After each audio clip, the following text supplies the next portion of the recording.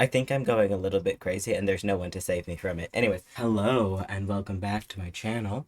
My name is Eltonin, and here we talk about fashion, lifestyle, and media with a little bit of an alternative twist.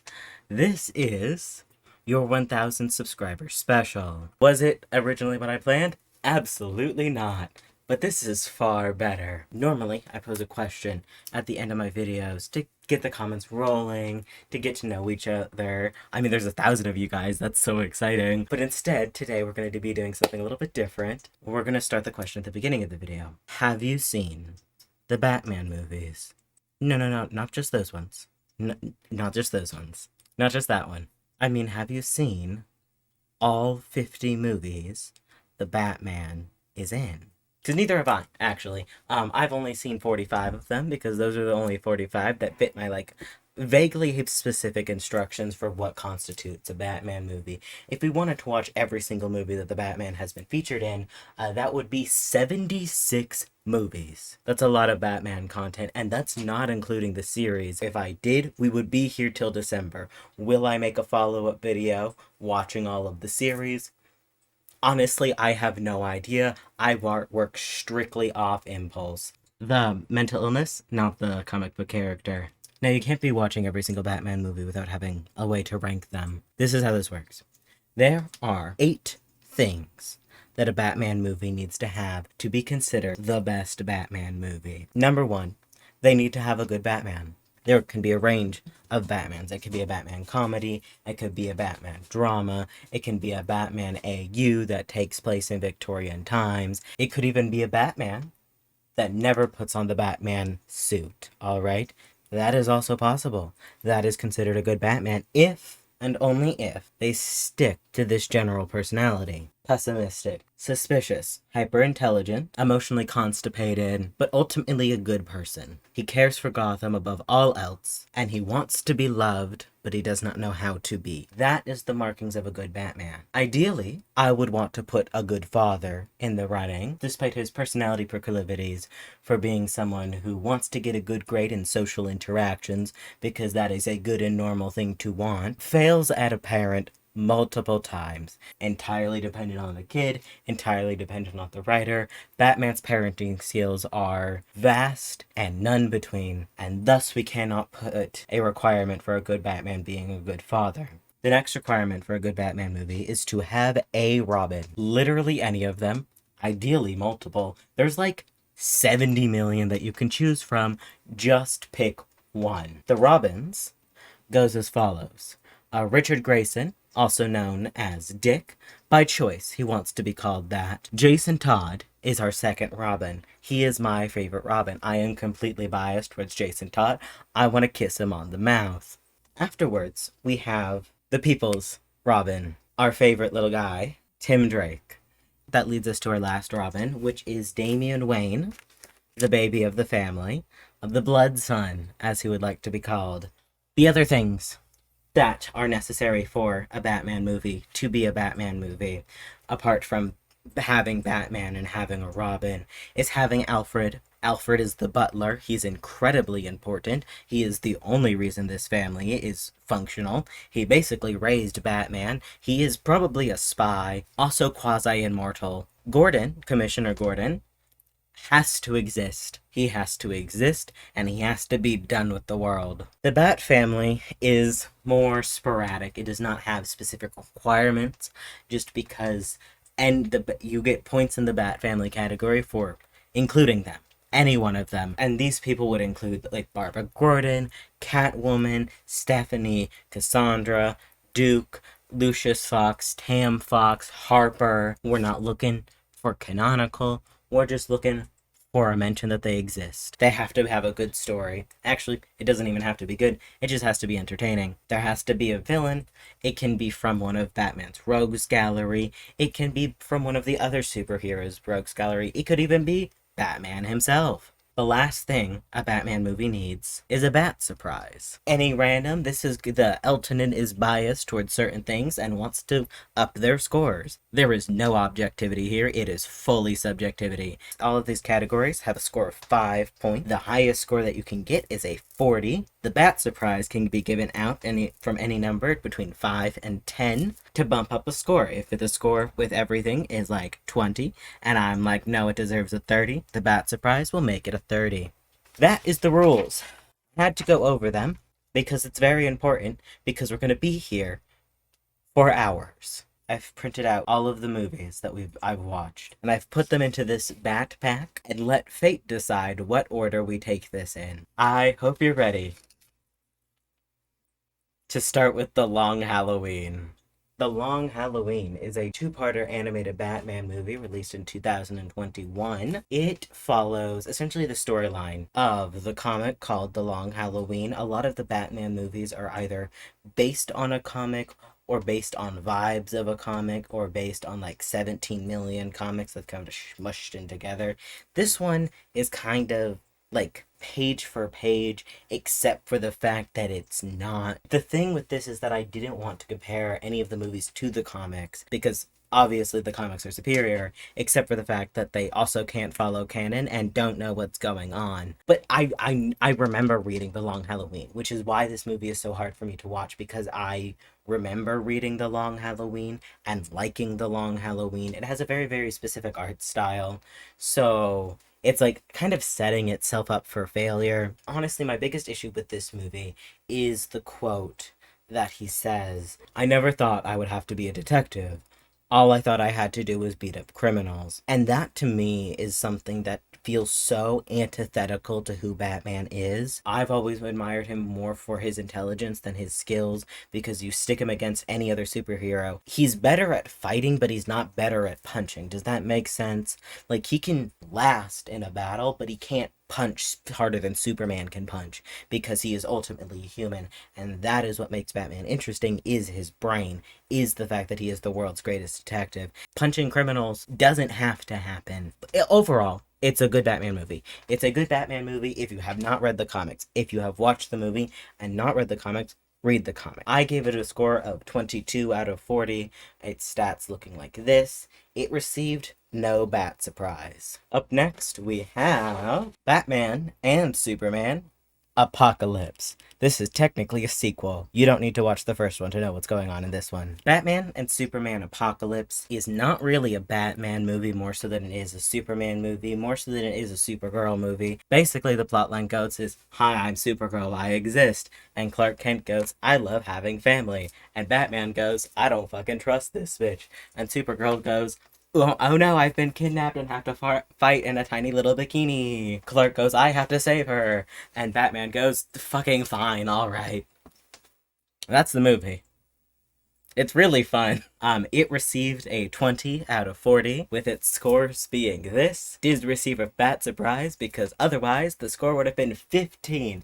And I had a good time with this movie, and I don't think it deserved a 15. Lego Batman. Family Matters. We get to see my boy Jason. So, have you ever thought a Lego man would be hot? No? Just me? This is my boyfriend. His name is Jason Todd. I'm so gay for him.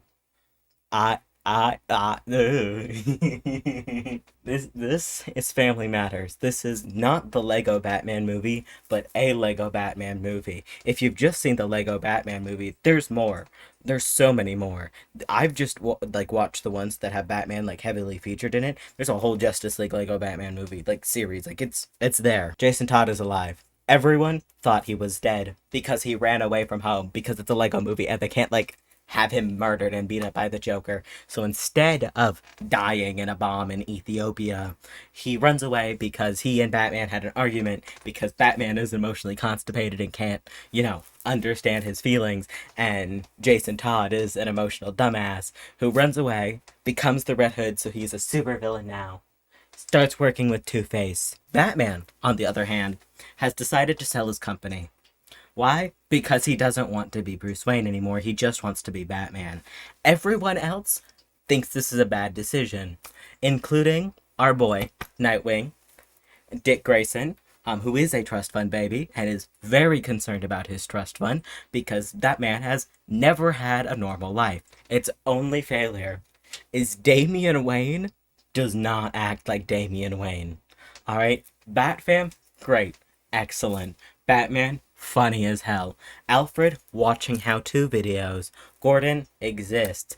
And then Damian Wayne isn't Damian Wayne. He has Tim Drake's personality mixed with a little bit of Dick Grayson. But I get it. I get it. You cannot have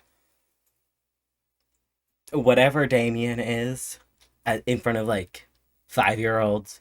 Because then you have to explain, like, the cycle of abuse and ninja cults. So I get it. I do. But other than that, it does get a 37, which is the highest score so far. If you want to watch a Lego Batman movie, this one. You will also find the Lego Man hot. One of them. It's up to you to decide. Our next victim is a fucking course. I got too excited for Family Matters, and then now this is bringing me back into reality. The Justice League was released in 2017. It had a complicated filming history with Joss Whedon and Zack Snyder. It exists. It sucks.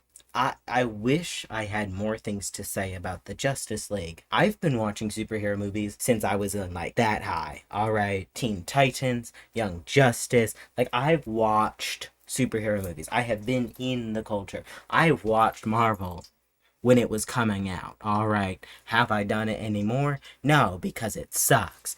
This sucks so bad. Like, I was talking with my friend and saying how if you wanted to watch the Justice League, it's a 3-hour movie that you could watch in 30 fucking minutes just by fast forwarding, and you would miss no plot. It's so boring.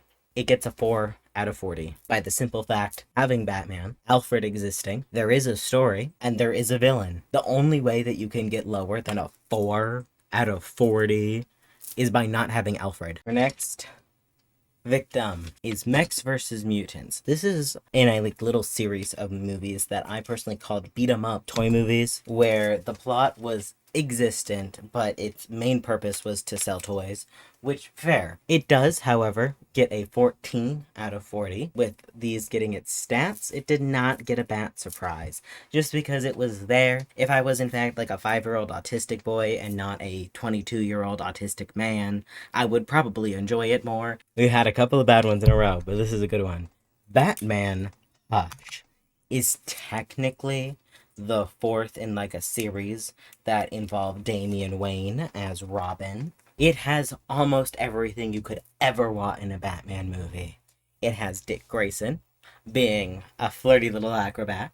It has Batman being Batman. It has Selena Kyle and Batman flirting. It also has Selena Kyle and Batman having, like, a complicated emotional relationship due to the fact that Batman has a line that he will not cross, and that is murder. And Selena Kyle, aka Catwoman, is very cool with murder. Poison Ivy is there, and she's hot. She kisses people. She's super talented. Like, that's all. What else could you want from Poison Ivy? Like, let me poison your Ivy. I regret it. I'm gonna shut up now. Big old plotline for Hush. There's a supervillain on the loose. Oh no, he's masked. You don't know who this man is. You have no idea. He's scheming. Superman gets kissed with kryptonite lips, and then Catwoman pushes Lois Lane off of the Daily Planet, and Superman snaps out of it to catch her, and then they kiss about it. Joker plays, like, kind of a role. He's not the main bad guy, but he has a speaking role, blah blah blah. He didn't actually shoot somebody. Surprising. He is a little freak. Big spoiler, oopsies, it's the Riddler. He got chucked into a Lazarus pit. He came back, decided to enact vengeance because he realized that Bruce Wayne was Batman, so he's killing everybody. And then Catwoman throws him into a pit of fiery lava, and he's dead. And Batman isn't happy about that. So they break up, and that's the movie. Damian Wayne is there for, like, 5 seconds because he's sassing Batman and is like, the fuck you doing? But we don't actually see him in the Robin costume, so that is the reason why it does not get a perfect 40 out of 40. Because Robin gets a 4 out of 5. Everything else gets a perfect 5 out of 5. It's a really good movie. If you've read the comics, it's nothing like the comics. It had almost everything I could want, except for my boy, Jason Todd, and Tim Drake. But sometimes we can't get everything, okay? We can't get everything. I'm sure there's a movie that has all of them. Alright, our next on the board is Batman Gotham Knight. This is a anthology Batman movie. It's a series of like four stories that involve Batman, but primarily involve Gotham. It's my favorite was the first one where it's Batman as in told through like the people of Gotham, where a couple of skateboarders are talking about the mythos of Batman. I'm so into the mythos of Batman. I love Gotham as like an entity, and Batman as like half a mythical being, half a reality, where people aren't entirely certain of like who or what he is, just that does exist and he does protect people, but the ways that they go about it, the ways he goes about it, can essentially like change. Like the way that you see Batman changes based on like how you see him and like what he's done. Where like the first one's talking about him as like this really like moving from shadow to shadow, like he has superpowers and everything, and then the other one is talking about like no, like he's very much this in love with the mythos of Batman and the mythos of Batman being canon. I'm in love with the idea of Batman being an urban legend. Honestly, if you kind of just want a crash course in like Batman vibes, this is good Batman vibes. It ends up having like a rank of 23 out of 40. Does not have a Robin. So we have not a Robin movie. It's fine. It's the DCEU. Flash exists. It's a movie.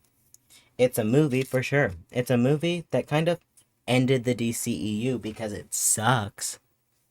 All of them suck. But it's there, and it has Batman. It technically has a Batman that we haven't seen yet, but it has like the first Batman, the 1989 Batman. Michael Keaton is there. He's fine. What really pissed me off about this movie is something that's not even the movie's fault. It's just the universe's fault, and that this is Ben Affleck I was reading an article that said Ben Affleck was quoted having saying that this movie was the first time he understood Batman. Bro, the fuck? You were in like 5 seconds and you didn't even fucking say anything. And you finally understood Batman. You finally understood Batman. I don't even know if you said it. I didn't fact check because I didn't want to spend any more time on this fucking movie. It gets a 3 out of 40. Okay. The Doom That Came to Gotham is a good movie. If you don't know anything about Batman, it's a good movie. If you are big into Leviathan horror, Lovecraftian horror, I am big into Lovecraftian horror. It's a good movie. Freaky. It's kind of an AU set where it's not in the world of like Gotham, but it is in the world of Gotham. So it's like an alternate universe Batman where he's like Victorian-esque, like Frankenstein, where he's going off on adventures, ba da ba ba, giant freaky monster, dude with his eyes gouged out, so on and so forth. It's a good movie. You can have whatever sidekicks. You make up a sidekick for your Batman movie. Absolutely, go for it. Don't name them this close to what?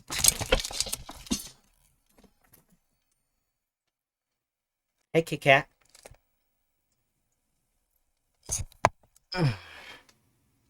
Here's the thing.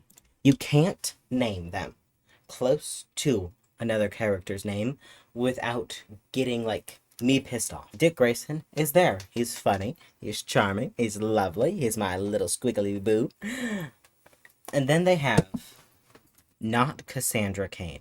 Okay, I have to talk about it. I have to talk about it. This is the only time that will come up.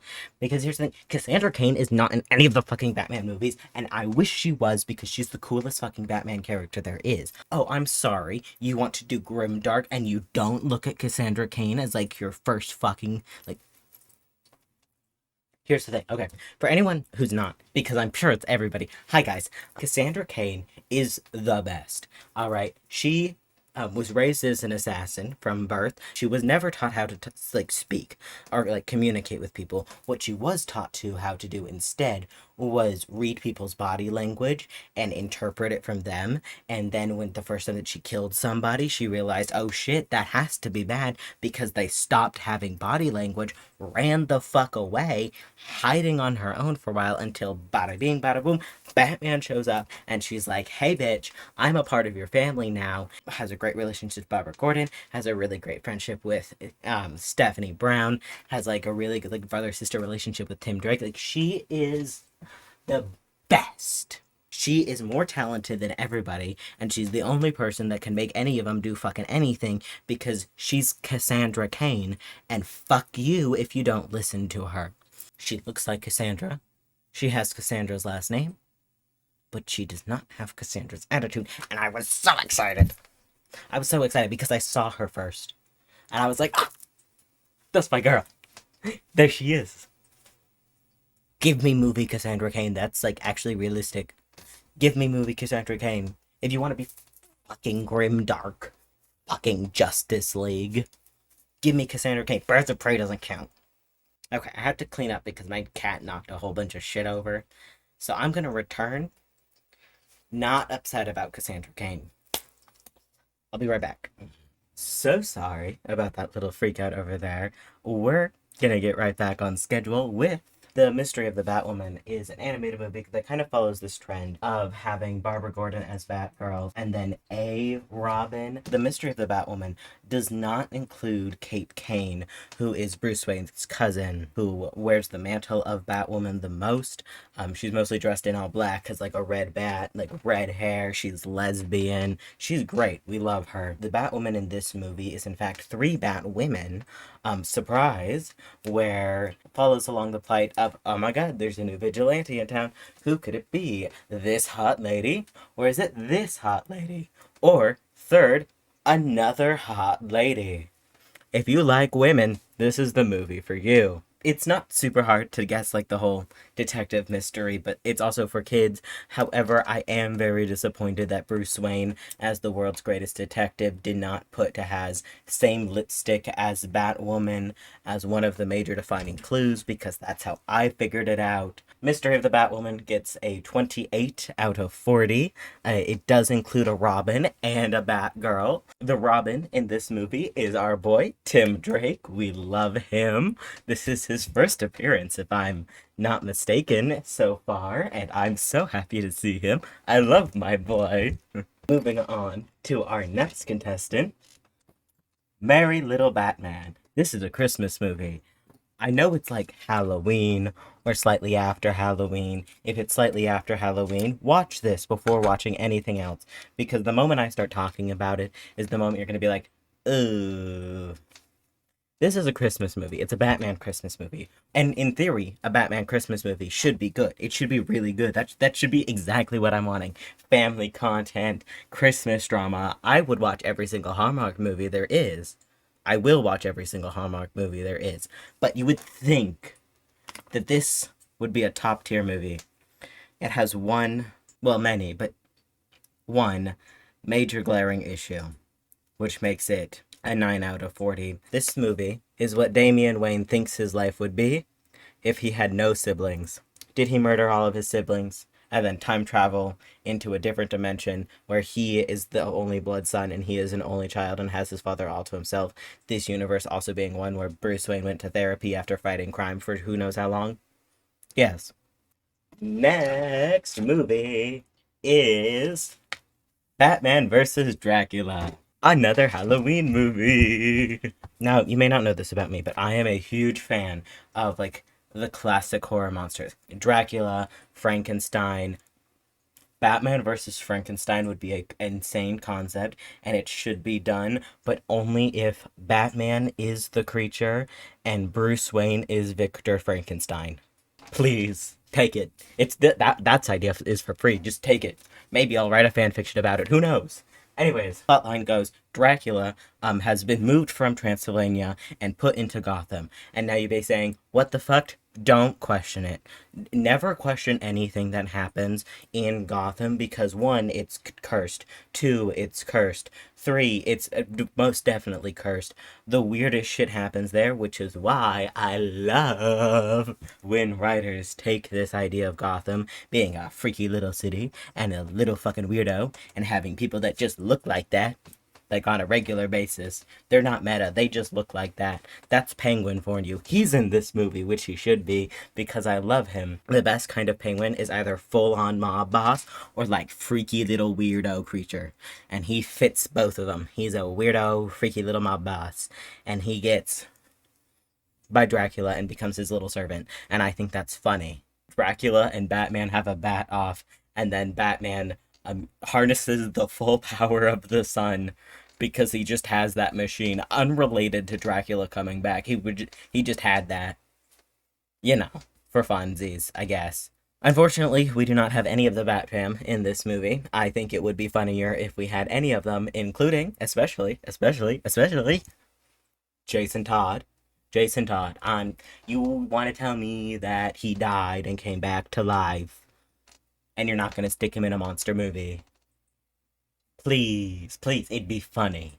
The Batman vs. Dracula movie gets like a 30 out of 40. It gets a Bat Surprise of 10, mostly for the fact that Batman put garlic on his knives, and the Penguin makes a joke of something plasma TV, you know, like the blood.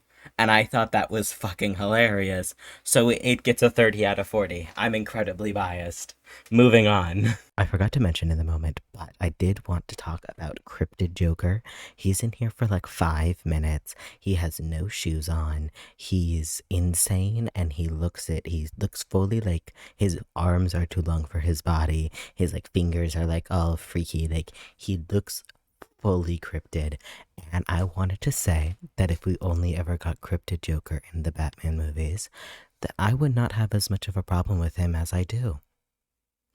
I like Cryptid Joker. Next contestant is another Lego movie. This one is not as good as Family Matters, but I don't think any of the Lego movies that I watch are as good as Family Matters.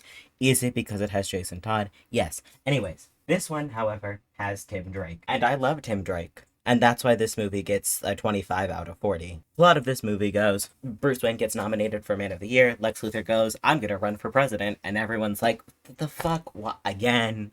This is your only plan, is to run for president. Stop running for president. It's unoriginal. Anyways, he decides the best way to do this is to recruit the Joker. Because of course, you know, famously, big fan of government, the Joker. Evil plot. Justice League exists. Batman is a sassy little motherfucker. Tim Drake exists, and he's perfect for it. 25 out of 40. Batman and Robin. And now you may be saying, wait, aren't you wanting Robins? Yeah. Okay, here's the thing. I wanted to like Batman and Robin so badly, because everyone's like, it sucks. It's a terrible movie. Like, it's camp without being camp. It's camp when it's not supposed to be camp. Blah, blah, blah, blah, blah. It's... No, we're not putting up the DCEU. It's better than the DCEU, I will say that, alright? Because there's actually something going on. You're not bored when you're watching the movie, okay? Is it because Poison Ivy exists? Yes. It fails, okay? The reason this movie does not get higher than a 20 is for 2 reasons. Barbara Gordon is not in fact a Gordon, but is in fact Barbara Pennyworth, and is Alfred Pennyworth's niece. Yeah, I don't know. I don't understand that. There was a perfectly fine Pennyworth called Julia Pennyworth right over there. You could have picked her. But no, you chose Barbara Pennyworth. That is also, Barbara is blonde. I know that's not a big deal for a character, but it's just weird seeing Barbara Gordon be blonde. Like, the blonde girly of the Black family is Stephanie Brown. Name her Stephanie Brown, have her be Alfred Pennyworth's niece, have her be kind of British. I don't know. Just Barbara Gordon. That's her name. You don't, change it to Barbara Pennyworth. Anyways, she and Dick Grayson have a little flirty thing, which is fine. They always have a little flirty thing. The problem also arises is that this Dick Grayson is not my Dick Grayson. Is it because he's like 25? Yeah. Yeah, it is. I don't need to talk about Dick Grayson. I really don't. I can wait to talk about Dick Grayson. I can't because the problems within this movie about Dick Grayson aren't even don't start in this movie. They start in the one that he's introduced in. So we're just gonna leave Dick Grayson. We're just gonna put it to the side. To actually talk about the problems in the movie that it actually shows up in, because the problem in this one is, well, you know, bat credit card and bat nipples and Barbara Gordon being called Barbara Pennyworth and she's blonde. 18 out of 40. Good job. But you had a Robin in it, which means automatically you score higher than the DC. Ew. Our next movie is another Mr. Freeze one. We're going to talk about Mr. Freeze because I think Mr. Freeze is the coolest. The best Batman villains are ones that have a clear goal in mind and a goal that you can relate to, a goal that you're like, oh, I can see why you would go to the ends of the earth to find a cure for your wife who is dying of rare whatever, right? Cancer, something. I don't know. Like, I get it. Or like Poison Ivy being like, fuck all y'all.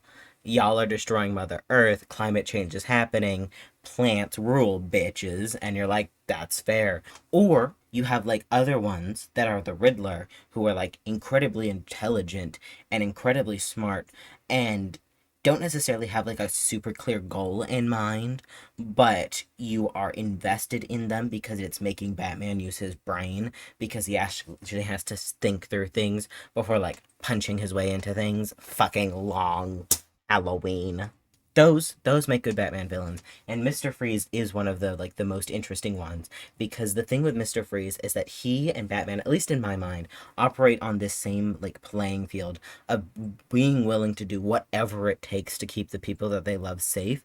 The only thing is that Mr. Freeze is willing to cross the line into insanity, whereas Batman is the person holding himself back from being absolutely fucking insane. Mr. Freeze will be doing anything to get his wife back. You threaten his wife, Mr. Freeze is going to get on your ass. You threaten his wife, Mr. Freeze is going to comply to your demands. The wife is the most important part, and the fact that they loved each other to the point of one person's insanity is fascinating. I would love whenever the comics that kind of explore this relationship of Mr. Freeze and Mrs. Freeze and have them as not necessarily Mrs. Freeze as like, ew, you're obsessed with me, weirdo, but also being equally obsessed with Mr. Like, they're both insane people, and they've attached themselves. And if both of them are living and healthy, they're fine. Like, their obsession is fueled towards each other, and no one gets hurt. The moment that one of them gets sick to the point of, like, near death, that's when the other person goes fucking nuts. All right, and that is the best kind of relationship for them, is that they're both equally crazy about each other to the point of insanity. I think that's interesting. Unfortunately, she tends to be fridged. Literally. So, we don't get that. It's like, we do get a Barbara Gordon. She slays. We do get a Dick Grayson. He slays, but not as hard as Barbara does. Yeah, it's just good. It's just a fun time. A 30 out of 40. So with all these fun movies in a row, I'm certain that the next one's going to be an emotional whiplash or along those lines. I'm hoping for along those lines. So, okay, it is along those lines. Batman Scooby Doo, The Brave and the Bold is not necessarily a bad movie. I just wasn't interested in it, which is why it fails for me personally. I do think it's also is a little bit biased because if I remember correctly, the order that I watched these in was Batman Teenage Mutant Ninja Turtles and then Batman Scooby Doo, and I liked Batman Teenage Mutant Ninja Turtles a lot better, and I didn't end up liking Batman Scooby Doo The Brave and the Bold. So it ends up getting like a 9 out of 40. I don't think it's a bad movie. I think if you like Scooby Doo and you like Batman, it's a great movie. I'm just not a Scooby Doo fan. I didn't grow up on it really, so like there's no like no nostalgia for me. I'm just super fucking lost and only really know Scooby Doo from other people talking about Scooby Doo. So it gets a 9 out of 40. I'm ready for something dramatic. Hey, okay. Okay. Batman Mask of the Phantasm is our next movie. It's one of the better Jokers, I think, of all the movies that I watch. Mark Hamill's Joker is one that I kind of grew up with, so there's like a little bit of nostalgia kind of clinging to it in a way that Scooby Doo didn't. Mark Hamill's Joker, I'm just like, hey, I like you. Is it also because he says the line a bit theatrical, but who am I to judge? Yes, absolutely.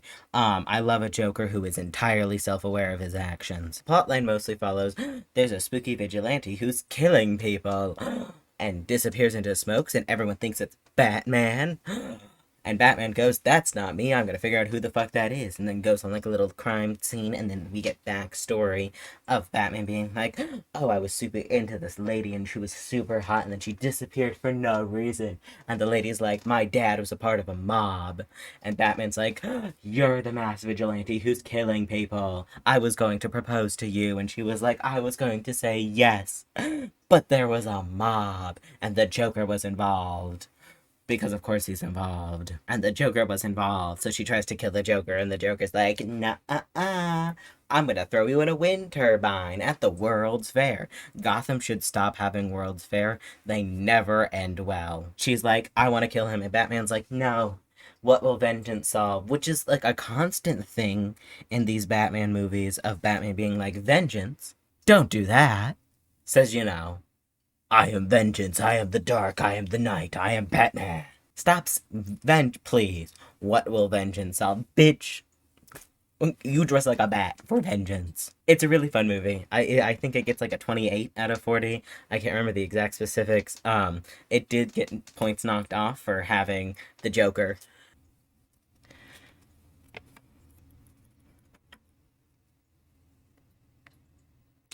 I, I don't I don't like the Nolan trilogy. It's not that it's bad. It's not a bad trilogy, okay? It's not. This is an interesting one to like have to like talk about first, it being the last in like a trilogy of movies, but it's also one that I have the most like specific opinions about. Let's talk compliment sandwich.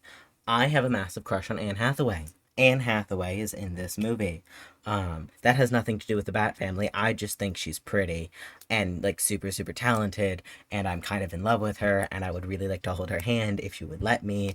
But I do think that if I was ever in the presence of Anne Hathaway, I would kind of just die instead of saying anything like cool or suave. I'd just be like, that's it. My life has been complete. I saw Anne Hathaway in person. So, she's in there. That's a great. Catwoman, super interesting. I don't think there's a Catwoman that I don't like. I think except for Long Halloween. But I love Catwoman. I do. I love Selena Kyle. And I love Selena Kyle when she's confident in herself, when she has a mission, and that mission kind of conflicts with Batman's, but also doesn't conflict with Batman. And Batman's willing to like go out on a limb and help her because not just because she's hot, but because she can kick his ass. And that's far more important to find in a partner, is how able they are to put you on the ground, step on you with giant knife heels, and be like, fuck you, bitch. And you're like, yes, ma'am. All right, I'm down for that. I'm down for them absconding to Florence and having a good time and adopting Dick Grayson and Jason Todd and Tim Drake and Stephanie and Cassandra Cain. And that only works if they adopt all those kids. However, unfortunately, it is not said whether or not they adopt those kids. So, let's start easy. Talia al Ghul is one of the most interesting Batman characters who is like a foot into the Bat family and a foot into villainy and kind of sways back and forth like a little like those little like floaty little guys. Like that's what her like moral code is. She is a schemer and a planner, and she has like a million different things going for her. She's the daughter of like one of the freakiest motherfuckers in like the entire world, and then also like steals his DNA to make a child with him. They don't discuss that. Instead, they just, bang. So she's here. She has slightly different backstory, to like normal Talia in the comics, and where she's like in a pit, and that's where she meets Bane, which okay, he's not a white guy in a pit, but okay, Nolan. And also, like, Venom doesn't exist in this world, which is what made Bane so strong. He's like a calculating smartass, which, I mean, he's a calculating smartass, but also a big tough guy who, like, is a little bit dumb. Like, this. Okay, so Bane is like completely different guy. We're not talking about Bane. We have to completely divorce Bane from who Bane is and pretend that he's a completely different guy. Same thing with Talia, but also not. Like, she's not like a hyper competent ninja. She's just a hyper competent non ninja who's like snuck her way in. She's plotting, she's planning. Great for her. Except for the fact that she's an idiot. You know how I said I wasn't going to talk about Dick Grayson until like Batman Forever came in, and that's where we see our like first like origin story for Dick Grayson. He's okay. So here's the thing: Dick Grayson is an acrobat. His whole deal is that he is what Batman could have been and what Batman needs to have been. He's a really interesting guy. What happens is that Dick Grayson is an acrobat. He's in the circus. Batman goes to the circus. Tim Drake also has gone to the same circus and then witnessed the event of Dick Grayson's parents falling to the ground and dying. Bruce Wayne is like, this child is exactly like me. I'm going to adopt him. And that kicks off Batman's like, I'm going to adopt every child with dead parents that I see. Free child, guess I'll take him. And so Dick Grayson has the only normal response to having your parents die. Says, I'm going to murder the person that did this. And Bruce Wayne is over here like, fuck, I have to train this kid to be a vigilante, otherwise he's going to go murder the person that did this. And that's not good because we don't kill. And Dick Grayson is like, fuck you, I'm going to kill a man. And Bruce Wayne's like, what if you punch him really, really, really, really hard? And Dick Grayson is like, okay, I can do that. And so he punches the guy really, really hard. And then he fights crime as Robin. Important, okay? The name Robin, it comes from his mother because she called Dick Grayson my little Robin. Or just Robin. Either one works. That is where the name Robins comes from, okay? The colors are the Flying Graysons colors. The name comes from the Flying Graysons. Robin is a legacy from, like, Dick Grayson's parents. That is the name of Robins. That is the importance of Robin. It's not just a name. This trilogy, instead of giving us Dick Grayson as a detective, because he's the detective in the comics, he becomes a detective to root out, like, the evil in Bloodhaven, mostly because he was like, oh, it's fucked, I have to go figure out what's fucking it, and then left because he didn't really want to be a cop. A cab. Instead of having that, instead of saying Richard Gray, something like that. Detective Gray, Detective Grayson. Like, you could have had that in your grim, dark, realistic, gritty Batman world. You could have had, my name is Detective Grayson, I'm on the case. My parents were murdered and I lived in Gotham in its shitty fucking foster system. And Bruce Wayne would be like, alright, you want everything I own when I abscond to Florence with my not wife? Instead of that, instead of having, I don't know, a mention, instead we get fucking John Blake.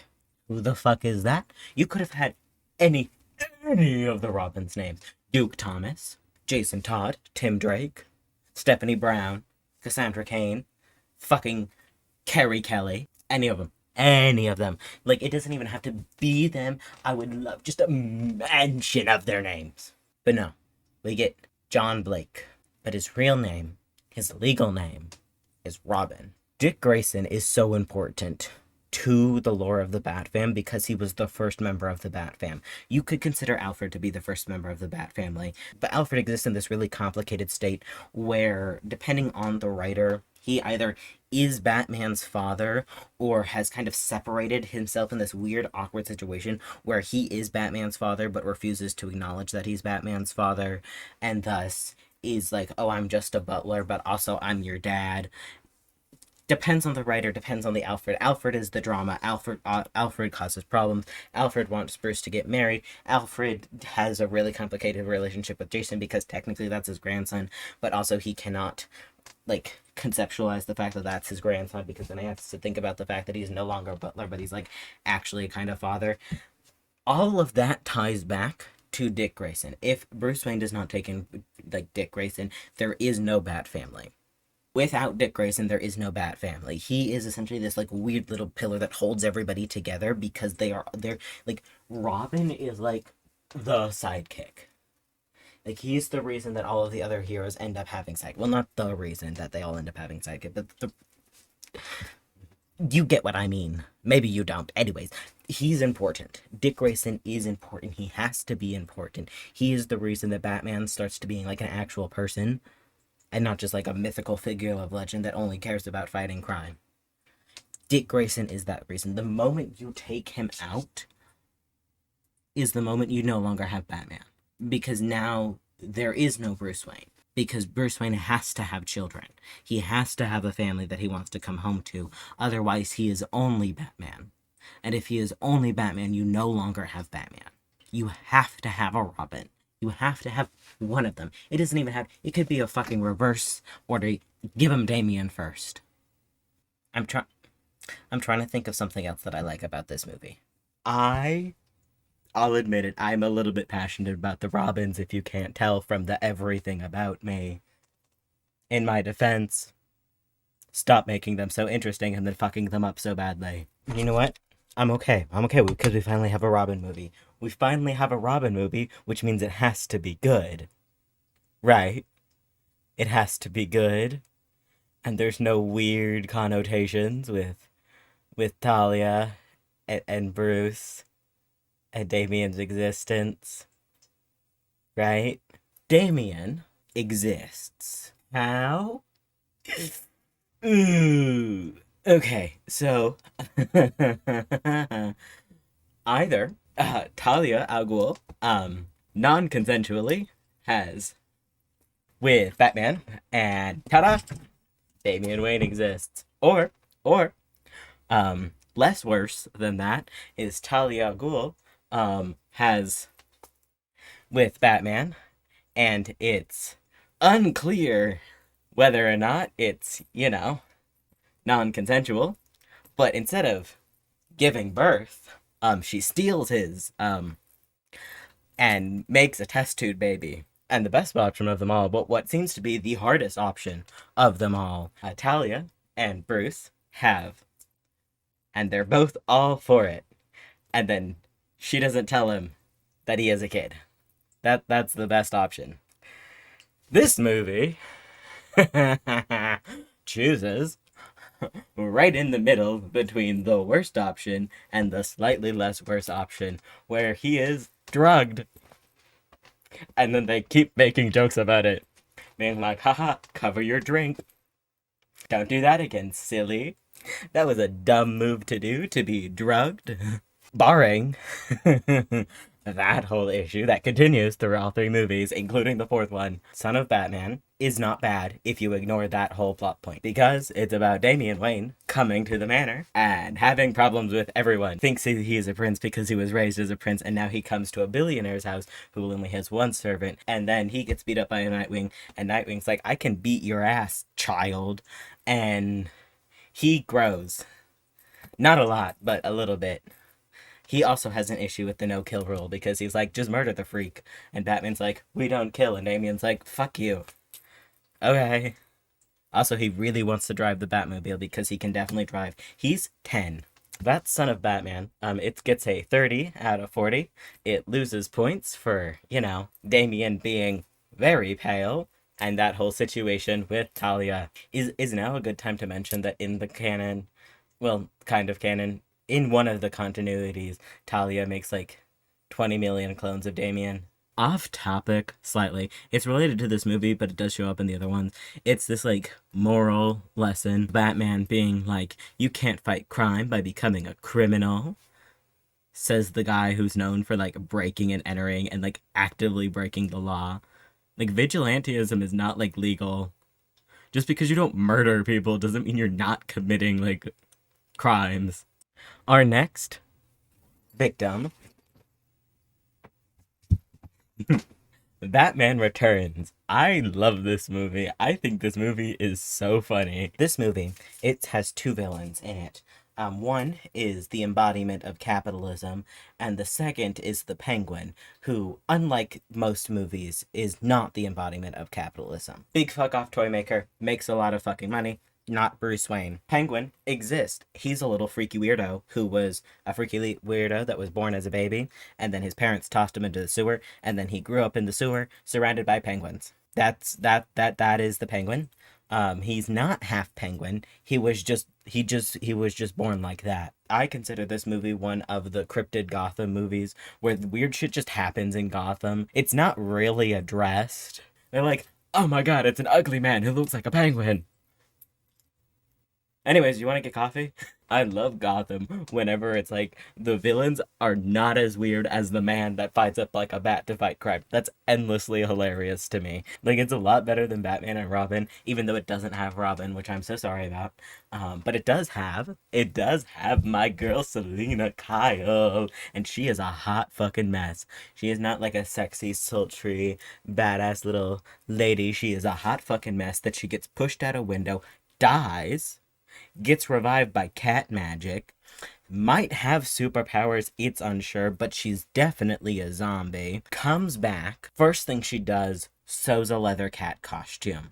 A normal and sane course of action that all zombies should take. Which actually, talking about the Batman universe, is kind of just like how, like, people coming back from the dead work. It's like they come back to dead, and they're like, I'm gonna become a villain. I'm gonna do it. I'm gonna murder people. Anyways, it runs in the family. That's why Selena Kyle is Jason Todd's mom. No, she's not. I wish she was. Could be. I keep saying things about this movie and realize that with like no context, especially for people who I know are watching. Hi, Mush. This is just sounds insane, and yeah, there's a reason why I'm kind of like obsessive over all of this, and it's because I can just say bullshit and you'll probably believe it. Who's to say I haven't said it before? You don't know, because I am one of the few people that are crazy enough to watch all of these fucking movies, and it's not even all of them. There's a good like 76. I've only watched 45 of the 76 that Batman has ever appeared in. Like, there's more, and that's not including the series. I've knocked over my light, my dramatic lighting. Come back. Excellent. Our next movie is... Oh shit. I think this is the first time we get like a sequel very soon after the original and not... I've run out of tape. This movie, in Batman versus... We had Batman and Robin, now we have Batman versus Robin. Batman versus Robin is a sequel to Son of Batman. I think it's actually the direct sequel. This again deals with white Damian Wayne. Why is he white? I don't know. Stop making that boy white. All of the rest of them are white. Well, not Dick Grayson. Dick Grayson is supposed to be Romani. Also, hi guys, Dick Grayson is supposed to be Romani. Kind of related. Bruce Wayne is Jewish, which means Batman is Jewish. I need you to know that. There's no, like, I can't, it's not super relevant to anything, but it's important to me that you know these random fun facts that are, like, in my brain. Anyways, Batman vs. Robin deals with a plotline that I wish was explored more because it's so cool. The Court of Owls. I hate the Court of Owls, but not in the way that I hate the Joker. I hate it in the way that I love it. Like, I love them so much because they're terrible. It's this really interesting, like storyline and, like, concept of the elite of Gotham have this, like, freaky little, like, cult society where they're kind of, like, pulling strings from the shadows and everything. And the biggest thing is that they create these freaky little, like, assassin monsters, which are people who they have killed and then inject with, like, freaky little things that make them, like, kind of, like, freaky little zombies and assassins. Because, you know, if you come back from the dead, you have to kill people. Like, my favorite fan content is Dick Grayson, my boy. That's Batman. Where is Dick Grayson? Dick Grayson, my boy, alright, is the Gray Son. Wow, crazy. So original. You take his name and split it up and change the A to an E. Crazy. Anyways, he is the Gray Son, which is supposed to be this, like, prophetic thing, and, like, Halley Circus was actually, like, a front for the Court of Owls to create, like, hyper little ninja soldiers, and Batman didn't realize because he just thought that kids were like that because this is the first child he's interacted that wants to be a vigilante who can do his weird flips and everything, and he's like, well, I guess that's normal for children, and doesn't look into it further. But the Court of Owls exist in Gotham, so they're kind of pulling the strings, And it's this really interesting reflection, or could be this really interesting reflection, on how corrupt Gotham is from the inside. It's not that if Batman beats up every single goon in the city, crime isn't going to stop, because the people who are the problem are the ones with the money who are able to get out of jail, and not even just like the mob, but like the actual people with the money. The only reason that Bruce Wayne isn't a part of the Court of Owls is because he's Batman, and if he was not Batman, he would likely be end up in a part of the Court of Owls, because that's where all the elite of Gotham are. You mean to tell me that you have that? You can play with the concept of that, and you pick the fucking Joker? You... We're not talking about the Joker. We don't need to talk about the fucking Joker. Anyways, I think The Court of Owls is a very interesting plotline, and I'm very upset that this is the only movie that really discusses it. It's really interesting because Damian Wayne, like, gets, like, kind of groomed by the Court of Owls guy, because the Court of Owls guy is like, you're special and you're important and you're so cool and you can murder people, and Damian's like, oh, finally, praise from adult figures. This is the one thing I've needed in life, but I'm too afraid to ask anyone to tell me that I'm doing a good job. I will follow you to the ends of the earth. And Batman's like, the fuck are you doing, bitch? And Damian's like, fuck you, you're not my dad. And he runs away, and then he decides, oh shit, like, maybe these guys aren't really that great, and goes back to Batman. I really liked it. It got like a 32 out of 40. Nightwing is there. I mean, I wish he was there in more, and I wish he was like actively more in plot, because this is a plot that's like very much a Nightwing Dick Grayson plot. But I'm just happy that he's there, and I'm happy that finally we have a Court of Owls movie. I want more. Please, please, please, please. Give me freaky owl men. That's all I want. Please. Anyways, I'm gonna go buy more tape. I have returned with more tape. And we're gonna talk about another Batman movie, which is Animal Instincts. Another in the like beat 'em up Batman movies, which are mainly a toy line movie, more so than anything else. So I don't have a lot to say about it, just because limited series is mostly just to sell toys, which is super fucking fair. It does mean that everything's kind of like there. It gets like a 10 out of 40, just because it's like, it exists. Tim Drake's in it. That is where a lot of the points come from. Up next is... Ooh, okay. The Lego Batman movie. When the Lego Batman movie came out, Batman vs. Superman, which is not on here yet, and the Justice League had come out. And both of them sucked so bad. And Man of Steel had also come out. But I'd seen the Lego movie before, and I liked the Batman in that one. I love when he's kind of a dumbass and a little bit pathetic. That's my favorite kind of Batman. So when he showed up in his own movie, I was very excited. And quite frankly, it's a really good Batman movie, because it references all of the other Batman movies. Like, you can watch it without knowing anything about Batman, but the more you know about Batman, the more like little bits of like background information is, the more like you understand like the layers of jokes upon things like that. It's really good for Batman fans. My main issues with the Lego Batman movie: 1, stop making Bruce and Barbara kiss. That's gross. That's it. That's end of statement. Actually, no, not end of statement. I have more to say about that. Age is weird in comics, okay? Age is really weird, because you have like 17 million continuities, and you're trying to make everything line up, but also people haven't aged, and also age all the time, but also have not aged. So Batman is both like 25 and like 56 at the same time. Dick Grayson stopped aging at 21. Jason Todd died at 15, is an age, who knows what. Ideally an adult, like, otherwise the timelines don't make sense, but also they don't make sense anyways, because Dick Grayson hasn't aged past 21. Tim Drake's whole plot backstory is entirely hinged on him being like a vaguely aware cognizant child when Dick Grayson's parent dies, but also like their ages don't line up sometimes, because that he would be like not born yet, but also like 10.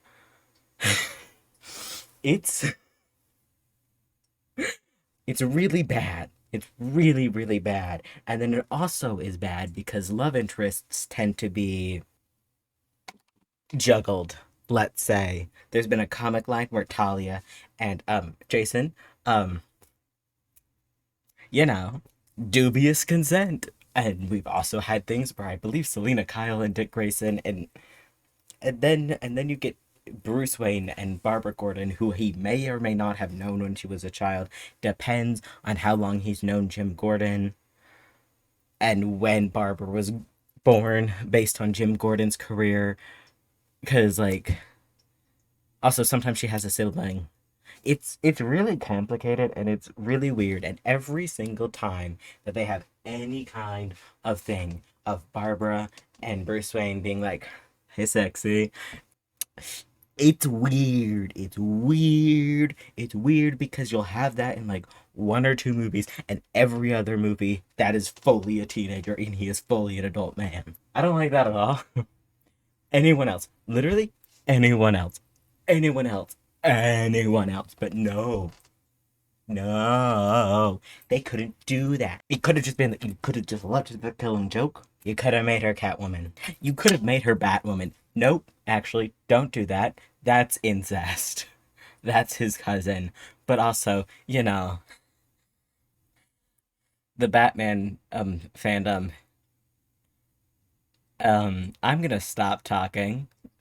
The other issue that I have is Dick Grayson does not look like a carbon copy of Bruce Wayne. He's ginger for some reason. Famously not ginger.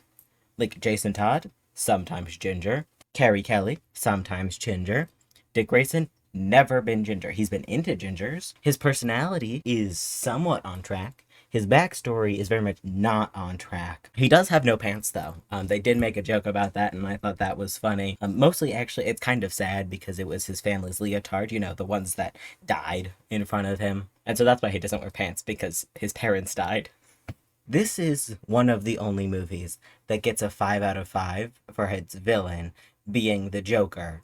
I think every other movie immediately gets 1 point knocked off for having the Joker as a villain because I hate him. The Joker is here, and it's an interesting reflection, I suppose, on the Joker and Batman's relationship, where the Joker is kind of like hyper obsessive with Batman, and Batman genuinely does not give a fuck, because at the end of the day, the Joker has always been a Robin foil more so than a Batman foil. If you're looking for like a true Batman foil, it has to be one that's like vastly more intelligent, is actually able to keep up with like the detective brain, because the biggest thing with the Joker is that his plans are like dog shit. Like, his plans are terrible. He does not think things through. And this one doesn't. Like, he does not think things through. And that's why he fails. And it's like a happy-go-lucky ending where Batman's like, yes, I do care about you as my villain. I get it for the plot of the movie. I do. I understand, like, in the continuity. You can't get rid of the Joker because too many people like him. I don't care. Kill him. Lego Batman gets a 23 out of 40 for being just like a good movie. I think I ended up liking Batman Forever the most out of these four movies. Is it because I think the Riddler is like inherently a really interesting villain? Because no matter what people have done, like of all the movies that have prominently featured the Riddler as a villain, he is completely different in every single one. This one, he's like a wise, cracking, like, here are my riddles, Batman. Fuck you, Bruce Wayne. Also, every single iteration of the Riddler has something against Bruce Wayne. Like, that's just the Riddler just hates Bruce Wayne. And then also Batman. Like, none of the other villains have this, like, intense hatred for Bruce Wayne except for the Riddler. And that's why I think he's really interesting, because then you get to play with Bruce Wayne, and I love the exploration of Bruce Wayne as the character and not necessarily Batman as the character. So in Batman Forever, the Riddler makes a machine to suck the mind power from all of Gotham's citizen cities to put in his own brain to make him the smartest man through the TVs. Fucking ridiculous. And he teams up with TwoFace to do it. And they have like weirdly intense sexual chemistry the entire movie. Like I don't know how to explain it, but they are dating and they both hate each other for it. Especially because like the Riddler keeps changing his appearance like drastically. Every time we see him on the screen, he's like a completely different guy. Like he has like a messy like mullet type thing for like a crazy scientist, and then he smooths it a bit down to look exactly like Bruce Wayne as possible, and then he changes it again, and then he do a buzz cut and dyes his hair pink and puts on a question mark morph suit. Why? Why? What was the point of that? I don't know, but it's ridiculous and I fucking love it.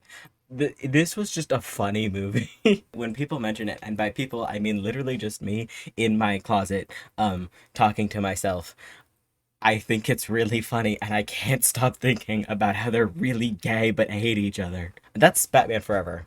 Also, Dick Grayson is in it. I forgot to tell you that. Dick Grayson is in it. This is where we see Dick Grayson's origin story, where his parents and also a mysterious brother fall to their deaths and die, but instead of being, I don't know, 8 to 12 years old, depending on the comic line, he's like 17. And then he tries to go kill Two-Face, which is in line with his comic book character, because baby Dick Grayson was an absolute freak of a child who did try to go murder the people that murdered his parents. He was fully willing to do that, and that's why actually Robin exists, because it's a compromise. It's not Bruce Wayne making child soldiers. It's not Batman needing a sidekick. It's Batman being like, this child is going to murder people if I do not like redirect that energy into beating people up and sending them to prison. In an ideal world, in an ideal Batman world, if Batman got everything he wanted, his whole like 25 million children would stay home and go to high school and do like extracurricular activities and go to college and never fight anyone ever again, because that is terrifying.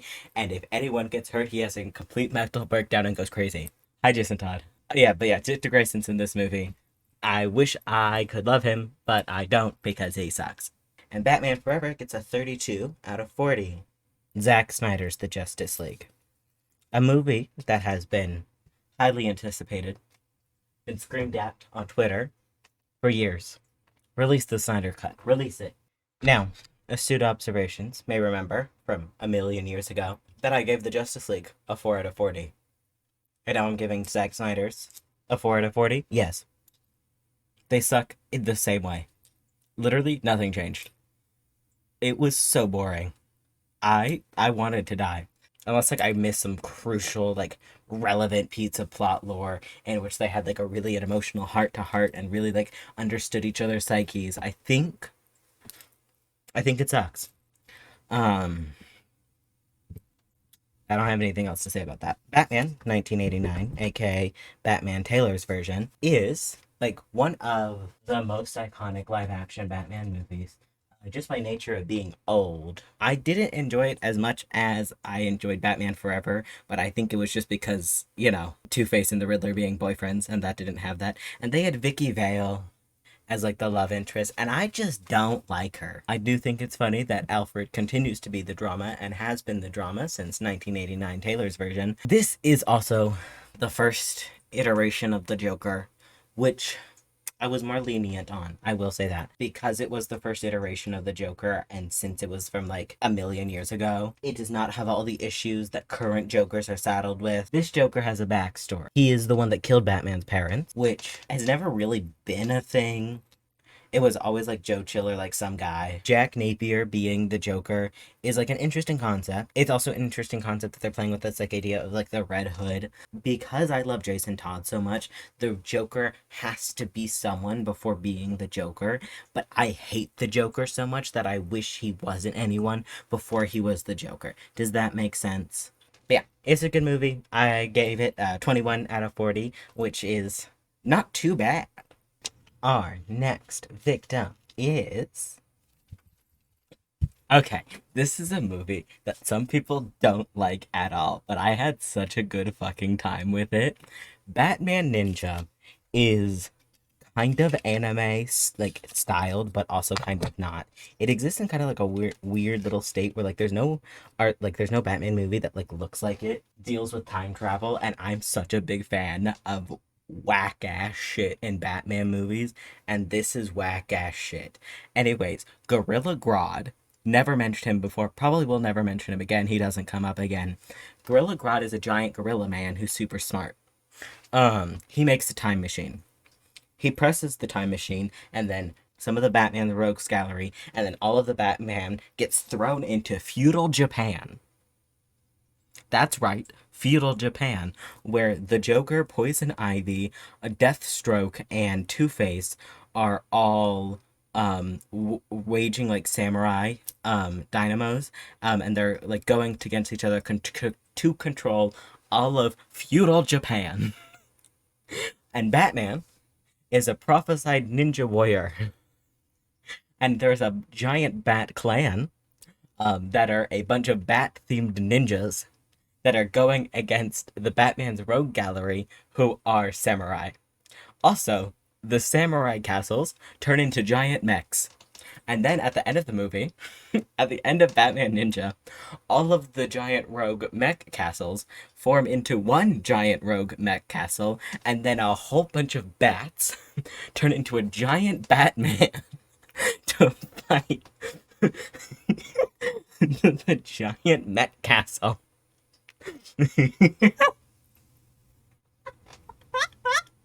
That's so stupid. It's great.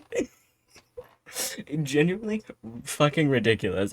A giant Batman made of bats fights a mech castle in feudal Japan.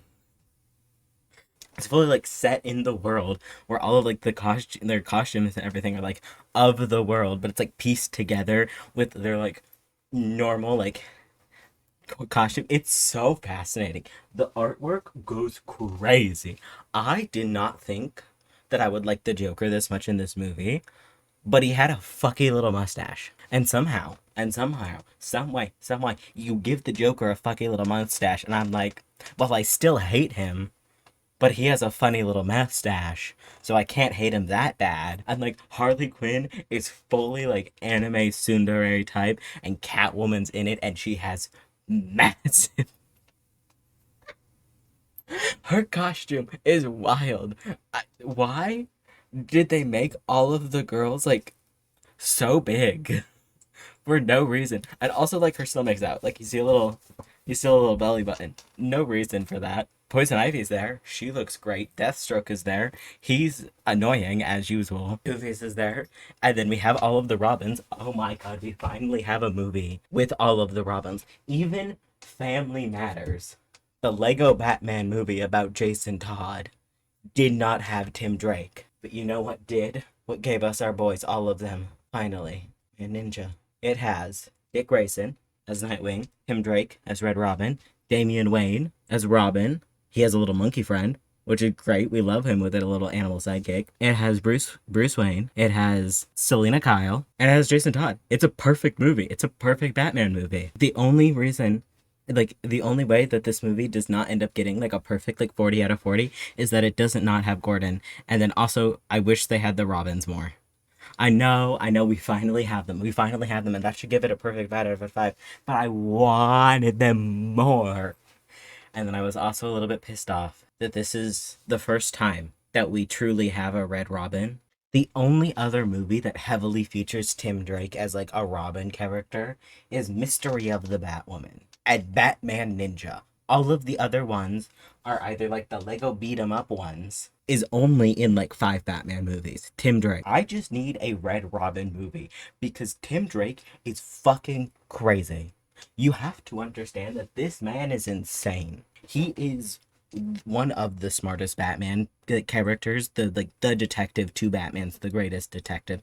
Like Ra's al Ghul, who is obsessed with Batman for his brain, is now focusing on Tim Drake because of his brain. And Tim Drake is crazy. The biggest thing with Tim Drake, though, is that he's missing a spleen because of Ra's al Ghul. And it's because Batman got shot and everyone thought he was dead. So Dick Grayson had to take on the cowl of Batman. And then he was terrible at communicating because all of these boys are like emotionally constipated because of Batman. Really, they should get some fucking therapy. Like, if Young Justice did one thing right, it was kind of give people therapy. I don't think that your therapist should be another superhero that's actively involved in things and, but whatever. At least they were going. At least they had something. But no, what happened is Dick Grayson became Batman. Damian Wayne is going off the fucking rockers and I need to be able to keep him, so I'm gonna give him Robin. Because technically Robin was Dick Grayson's to give away because Robin was his nickname, but then Batman gave it to Jason Todd and Dick Grayson was like, what the fuck, man? Like, that's my fucking name. That's just like a name. That's my fucking name. And then he was like, okay, fine, you can have it. And then Jason Todd died. Tim Drake went to Batman, blackmailed Batman into becoming Robin because he was like, you want to die and we can't have that happen because if Batman dies,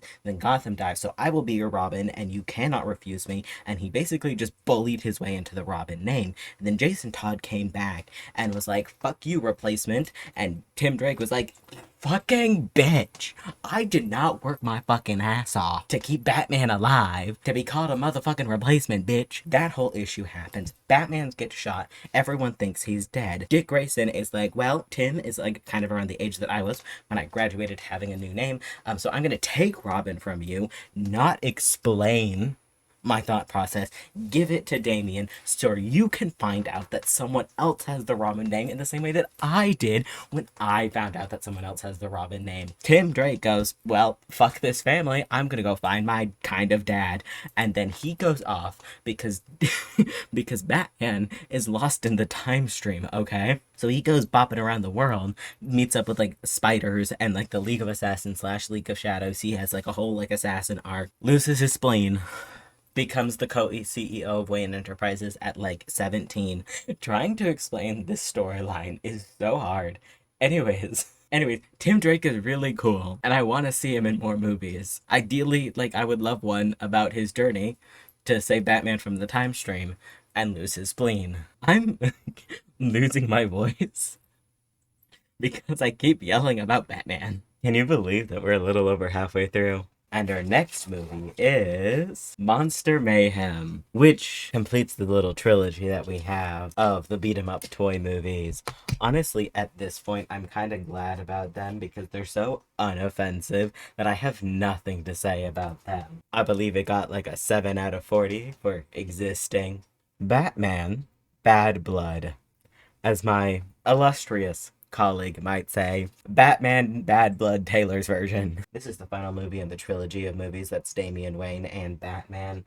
Quadrilogy, if you count Hush. I don't. Some people do. It's not a Damian Wayne movie. It's a Selena Kyle and Batman movie.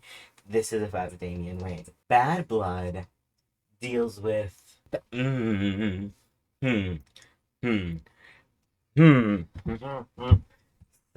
This returns a problem of Talia al Ghul being the problem, and that is her being wildly out of character. Only instead of, drugging Batman for a secret love child and mind controlling him and making him point a gun at Dick Grayson and telling him to shoot Dick Grayson, his older son, while pointing at Damien, and then saying, shoot the bastard first, we can make more of them. Like mothers do. There's a lot wrong with this movie. Okay? And it's... Batwoman's in it. That's a good part of this movie. Batwoman's in it. Because the biggest thing, while her relationship with Damien is, like, incredibly fucking complicated, and it depends on the comic line whether she, like, loves him or not, she's not gonna, like... I don't want to live in a world where Talia al Ghul points at her child and says, kill the bastard first, we can make more of them. I don't want to live in that continuity, so I decide to reject it. That's not the continuity I live in, and thus this movie gets a 25 out of 30. The only reason it's above a 20 is because Nightwing, because we love Dick Grayson, there isn't a bad Dick Grayson. Never mind, it is this one. So, there is a bad Dick Grayson, but Dick Grayson in the animated series always slays. Young Justice, Teen Titans, he's great. And he has like a whole little speech of him being like, this isn't fucking you, Batman. You'd never use a gun, you absolute motherfucker. Like, why are you doing this? You absolute fucking idiot. Get the fuck out of your head and do some fucking work. And then Batman is like, oh my god, I'm shooting guns. Who am I? And has a crisis about it. So it's nothing like the Taylor Swift song, except for the fact that it is like the Taylor Swift song. Batman Year One. I think it's real funny looking at this, the amount of times that yellow is not used, because when it is, it kind of stands out. And because it stands out, I'm gonna put Batman Year One right next to the Lego Batmans. Not because, they're actually connected or anything, just because I think, like, the framing of them is interesting. I think I'm going a little bit crazy, and there's no one to save me from it. Anyways, Batman Year One is theoretically a very interesting movie. In theory. Because Oh my god, it follows Batman in the year one of being Batman. However, it also follows Jim Gordon in his first year of being not the commissioner but a detective. And so Jim Gordon's dealing with a whole bunch of corrupt police force, and Batman's dealing with being a broody asshole. One of these plot lines is a lot more interesting, and it's not Batman's. Jim Gordon is fine. He is the one good cop, and is always the one good cop, except for in one movie where he's not. We haven't talked about that movie yet. We'll talk about that movie in the future. That's the movie. That's the whole movie. The voice actor for Batman is super fucking monotone. I did fall asleep a little bit, though to be fair, it was also like midnight and I had just spent the past like 7 hours watching Batman movies. So I don't know if I was like bored, or if I was just like, I'm really fucking tired, bored. Either way, it exists. Good job. Batman and Superman, public enemies. This one actually, hold on. I'm gonna move things around. This animated thing that I have going on right here is just getting really long and it's fucking with like the whole vibe. It also looks like I'm flipping you off. Anyways, Batman and Superman public enemies is the first one in before is the movie before Batman and Superman Apocalypse. Or is it Superman and Batman? It's Superman and Batman, but I care about Batman more. It has the plot line of Lex Luthor wants to be president. And then he becomes president. Oh my god, he's president now. A bald ass weird man with way too many fucking muscles for a bald ass weird man is the president now. And he decides, I'm gonna deputize superheroes. And then he does that. And so all the superheroes work for him, except for Superman, who's like, fuck this guy. Y'all, did we forget that he's a fucking idiot? Did we figure that he's like a motherfucking supervillain that tries to kill me every other week? And y'all are just gonna work for him? And then all of these superheroes are like, well, crime is stopped. We have 401ks and healthcare now. And Superman's, the fuck you doing, dumbass? And he goes to the only person who believes him, which is Batman, because Batman is a paranoid bastard who's like, yeah, fuck Lex Luthor. Like, actively. He sucks. And Superman's like, thank you. We have to take him down. And Batman's like, okay. And then they go to take him down. And they fight a whole bunch of people. And there is a scene. There's a scene, guys, of half-naked Batman. Superman and Batman are trying to break into a high-secure, like, facility. Whatever, it's in, like, the middle of nowhere. And so they fight with two superheroes, one of which is Hawkman, and the other which is Captain Marvel, aka Shazam, kind of depending on the comic line that you're reading. So, they beat him up. Shazams, and turns into a kid. And then Batman's like, the fuck you doing, child? And then Shazams, and turns into an adult man. Skip over to Lex Luthor, where we see him doing some bullshit, whatever. And then we see Shazam walk in. But we don't see Shazam walk in. We see Shazam covered in shadow walk in. And we're like, oh shit. They did a little switcheroo. And then I'm thinking it's Batman. I think it's gonna be real interesting. So Shazam walks in and he's like, the fuck you doing? And then a Hawkman walks in. And Hawkman is Batman.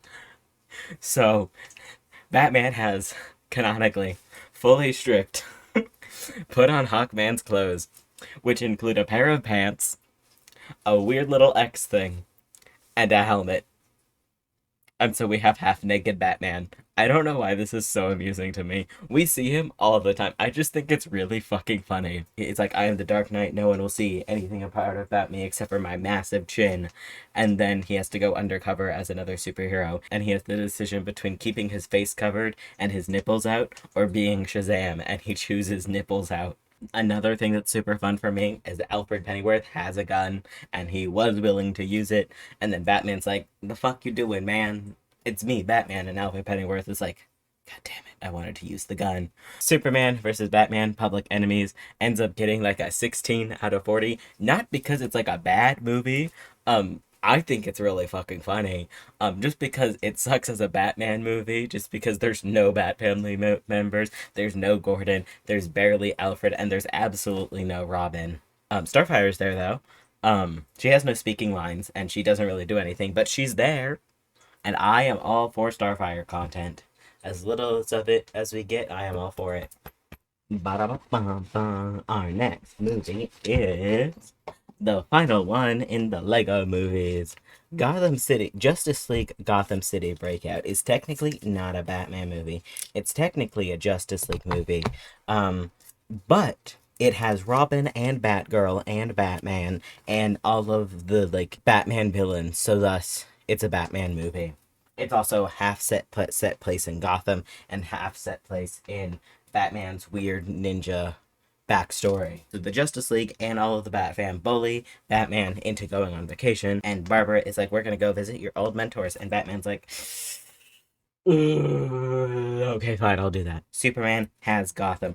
Joker breaks out with a plastic spoon that he talks to called Spoonie, reflects Superman's heat vision, and breaks the other inmates out of Arkham. So now they're running around Gotham City, and Superman's like, I don't need Robin on the case because that would be bad because I'm Superman and I can handle that. And then he can't handle it, so he calls Cyborg, and Cyborg's like, fuck this, I'm calling Wonder Woman. And then Wonder Woman and Cyborg and Superman are all running around Gotham City trying to hold down the fort so that Batman can come back to a crime-free city, and they get captured and sticks him into Joker soup venom, and they kind of sit in there for a little bit, and they're making superhero soup. While that's going on in Gotham, Batman meets his old mentor, and he's like, fuck you, you're not the real mentor. And Nightwing and Batgirl are like, what the fuck do you mean, Batman? And he's like, that's a weird little alien kid that lives in the ground. And they're like, what the fuck do you mean, Batman? In this universe, Batman and Deathstroke trained together,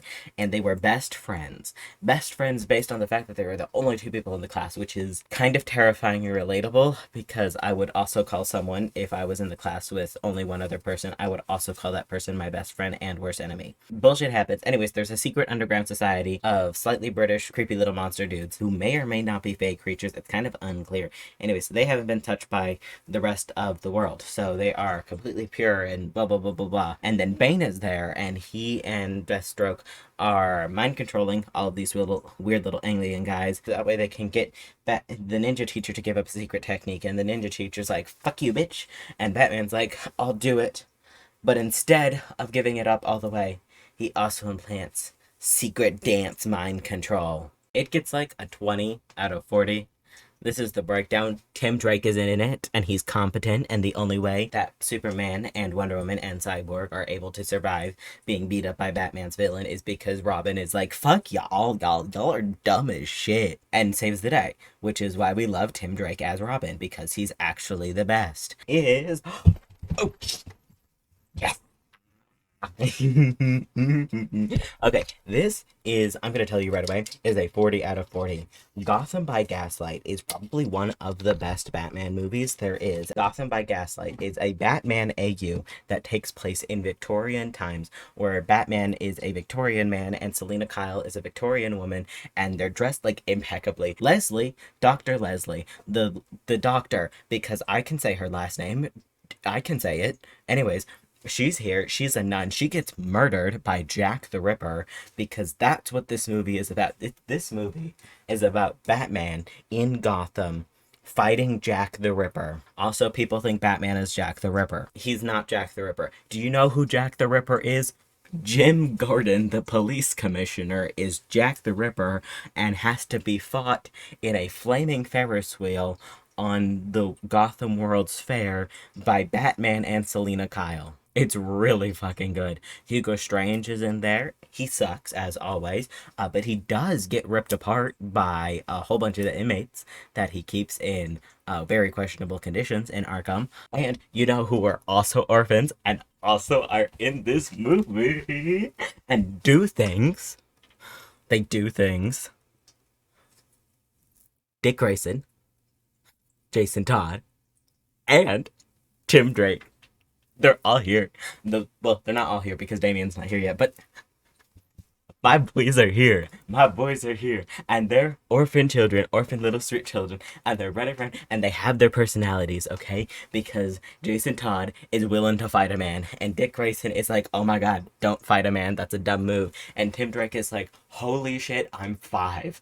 And then, so they do some bullshit. Batman is like, go to the orphanage, and they're like, all right, fine. So they go to the orphanage, and then Alfred Pennyworth essentially adopts the children for Bruce Wayne, and then he adopts the children for Bruce Wayne, and so when Bruce Wayne slash Batman sees them, he's like, the fuck? And Alfred is like, these are your children. And he's like, I didn't adopt any children. And Alfred is like, yes, you did. The fuck you gonna say? I'm wrong? You're gonna say I'm wrong to my face, and these aren't your children? These blue-eyed, dark-haired boys are not your children, Mr. Batman. One of them has red hair. It is Jason Todd. This is the only appearance of him that does have red hair.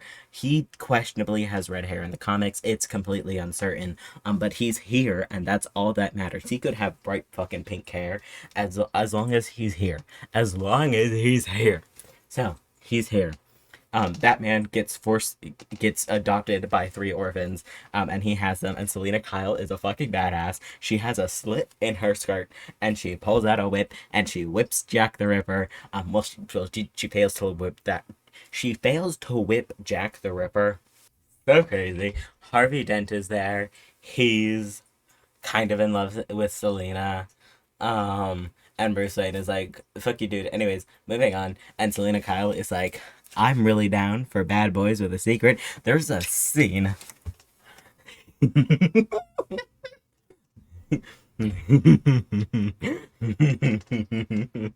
There's a scene in this movie, okay? Batman has done some bullshit and he's running away from the cops because fuck the cops. And Selina Kyle in her carriage rolls up, is like, hey bitch, I know who you are, come in with me. And she's like, oh my god, you're bleeding and you're Batman. And he's like, oopsies. And she's like, well, we have a curfew technically, so you're gonna have to get changes out, get naked.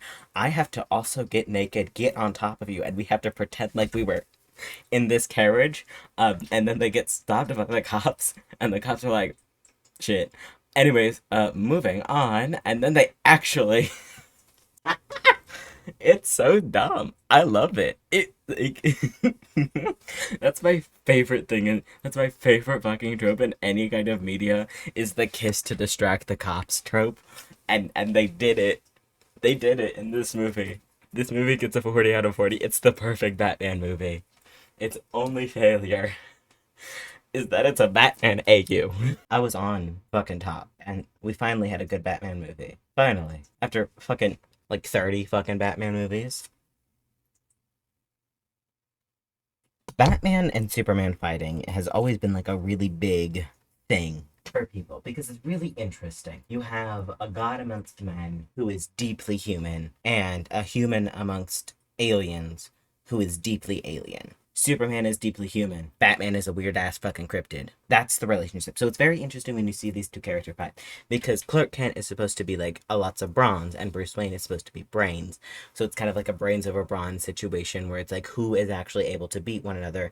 Is Superman's, like, superior strength and superpowers and abilities able to beat a human? Or is the human, like, ingenuity and the will to live and the absolute determination and will of the people more enough to defeat what is theoretically undefeatable? That concept is really interesting. I prefer it when they're besties. Here, Batman versus Superman is where all of the DC problems start. Well, they started before that, but they are the accumulation of it. Whereas Justice League was so boring that I didn't have anything to fucking say. I have so much to say about Batman versus Superman because it wasn't just that it was bad, because the Justice League movies were boring. There was nothing to like latch on to. Like they existed and got 4s. But the reason I hate Batman versus Superman more, even though technically it got a higher score than the Justice League movies, because they played with concepts without fully realizing them. Superman being edgy motherfucker does not work, okay? Superman's whole point is that he's not an edgy motherfucker. That is a good man. That is a good human man.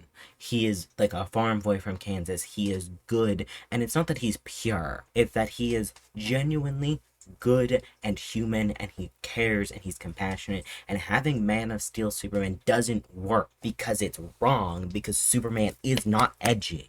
Superman is in tights and underwear, and he's a good fucking man. That is why he and Batman clash, is because, not because they're on like two different sides of the same coin. They are both heads and they are both tails. Thought process of going about a situation is not the same because they are fundamentally different. Superman trusts people and Batman is paranoid. The moment you make Batman a man that would not sit with Ace as she makes the hardest fucking choice of her life is the moment you don't have a Batman. There's a scene, okay? It's a blink and you miss it scene, which is the reason why I'm so pissed off about this movie. There's a blink and you miss it scene of the Robin Memorial. The Robin Memorial is complicated. Sometimes it's set up by Alfred, sometimes it's set up by Bruce. Sometimes the plaque on it that says Robin, a good soldier, is built by Alfred because he is terrified of the fact that he genuinely cared for Jason Todd as a grandson, and he wants to put some semblance of distance between that because he is just a butler, and by recognizing Jason Todd as his grandson would mean recognizing Bruce Wayne as his son, and that is more terrifying to Alfred than anything he has experienced in his life, is the fact that he has a son and that son is hell-bent on dying. Sometimes Bruce Wayne creates it because he loves Jason so fucking much, and he has to put some kind of emotional distance between it because he loves him so fucking much, because that was his kid. Jason Todd dies because the Joker blows him up in Ethiopia. He beats him half to death, blows him up, and then Jason Todd dies of smoke inhalation as Batman is rushing to save him. And it breaks Batman. It breaks him to his very core. He had to bury his parents as a child. Now he has to bury his son as a child. And it's not that he's angry and taking it out on the criminals of Gotham City, because he is. It's that he wants to die. He is doing everything in his power to have someone end him because he only wants to be with Jason. It's not about branding people so that they die. It's about pushing himself to the very limits because he can't in good conscience let himself die, but he would not be pissed if someone did it to him. That is where we get anti-hero Batman, because other than that, because Batman is fundamentally a good person at his core, he fundamentally cares about people, but he cares about people so much that he pushes them away because he's afraid about caring about them because they die. Everyone he loves dies. Jason Todd dies, and that breaks Batman. There is no longer Bruce Wayne because Bruce Wayne died with his kid, and Batman is all that's left, and Batman died with Robin. You can't do a Batman who's so deep in the anger phase of grief and denial and depression. You can't do that. You can't have that story, because that story is fundamentally tied to the Robins. If you do not have the Robins, you don't get to do angry Batman. You don't deserve angry Batman. You don't get grim dark Batman, because that is entirely dependent on the Robins. The moment you cut the Robins out of the story, you have not earned it. You can't just allude to it in a 5-second screen of the memorial case and then not even confirm that it's Jason Todd. And then on the director online goes on and say Stick Grayson. No. That's Jason Todd, and you do not get that Batman without building up the Robins. And then you don't get that Batman without Tim Drake, because Batman going off the deep end is ultimately, at the end of the day, a Tim Drake becomes Robin story. It's not a Batman fights against Superman story. Are you fucking kidding? No, it's about Tim Drake, a 13-year-old freaking weirdo, being at his core so fucking good that he cannot let Batman die. And knowing at his core that Batman needs a Robin, Batman needs someone to come home to, and going out of his way and doing absolute bullshit insane things to pull Bruce Wayne back from the brink, to revitalize Bruce Wayne, because he's look, I'm here, I'm Robin, you will make me Robin, not for me. Not because I need it. Not because I'm a crazy motherfucker that's gonna go kill my murderous parents because my parents are alive. But because you need it. And I'm here for you, and I will save you until the ends of the world. That is the movie that you get to have angry Batman in. You did not build it up. You don't have Tim Drake rescuing Batman from the brink. You have motherfucking Superman saying, Martha, you have to save Martha. And Batman being like, that's my mom's name too, bitch. It would be better if they didn't have the memorial case, because the moment they put it on there is the moment they confirmed that they don't give a shit. They never cared. They didn't understand Batman.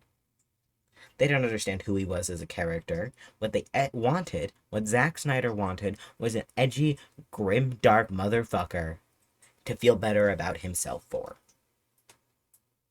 But that's not who Batman is. Because Batman is nothing without a Robin. We're gonna watch another movie. Shit. The Killing Joke is also based on a comic, just like The Long Halloween. Only they go about it in a different way than The Long Halloween. Instead of, like, messing with the story a little bit and kind of, like, rewriting some things and adjusting some things, what they could have done is added Oracle in. What they did do instead of, focusing on Barbara Gordon, the main character of The Killing Joke, they focus instead on the motherfucking Joker. They also have the main instance of Bruce Wayne and Barbara Gordon. Only unlike the Lego movie, it's 100% confirmed that they do in this movie. It's fully a fade to, well, I would say fade to black, but it's a fade to sky. There's another movie in here, now that I think about it. It's either Mask of the Phantasm or for Sub-Zero, where another Bruce-Barbara relationship is. I've tried to wipe it from my mind because it fucking sucks, but you can't wipe it from The Killing Joke. No, The Killing Joke needed that. It 100% needed, the story. Okay, the story of The Killing Joke is not about the Joker. It shouldn't be about the Joker. What it is about is Barbara Gordon, and it should be about Barbara Gordon. Instead, the movie makes it about the Joker. In the comic line, The Killing Joke, Barbara exists, and she's the daughter of the police commissioner. People don't know that she's Batgirl, but she also is a redhead, and Batgirl is a redhead, so people can kind of put the pieces together, but why would they? And the Joker, being a crazy motherfucker, decides not that he's gonna kill her, but that he's going to do terrible things to her. So, he shows up to their house, and shoots her in the spine. Paralyzes her, takes very creepy fucking pictures of her, and then kind of does a whole bunch of shit.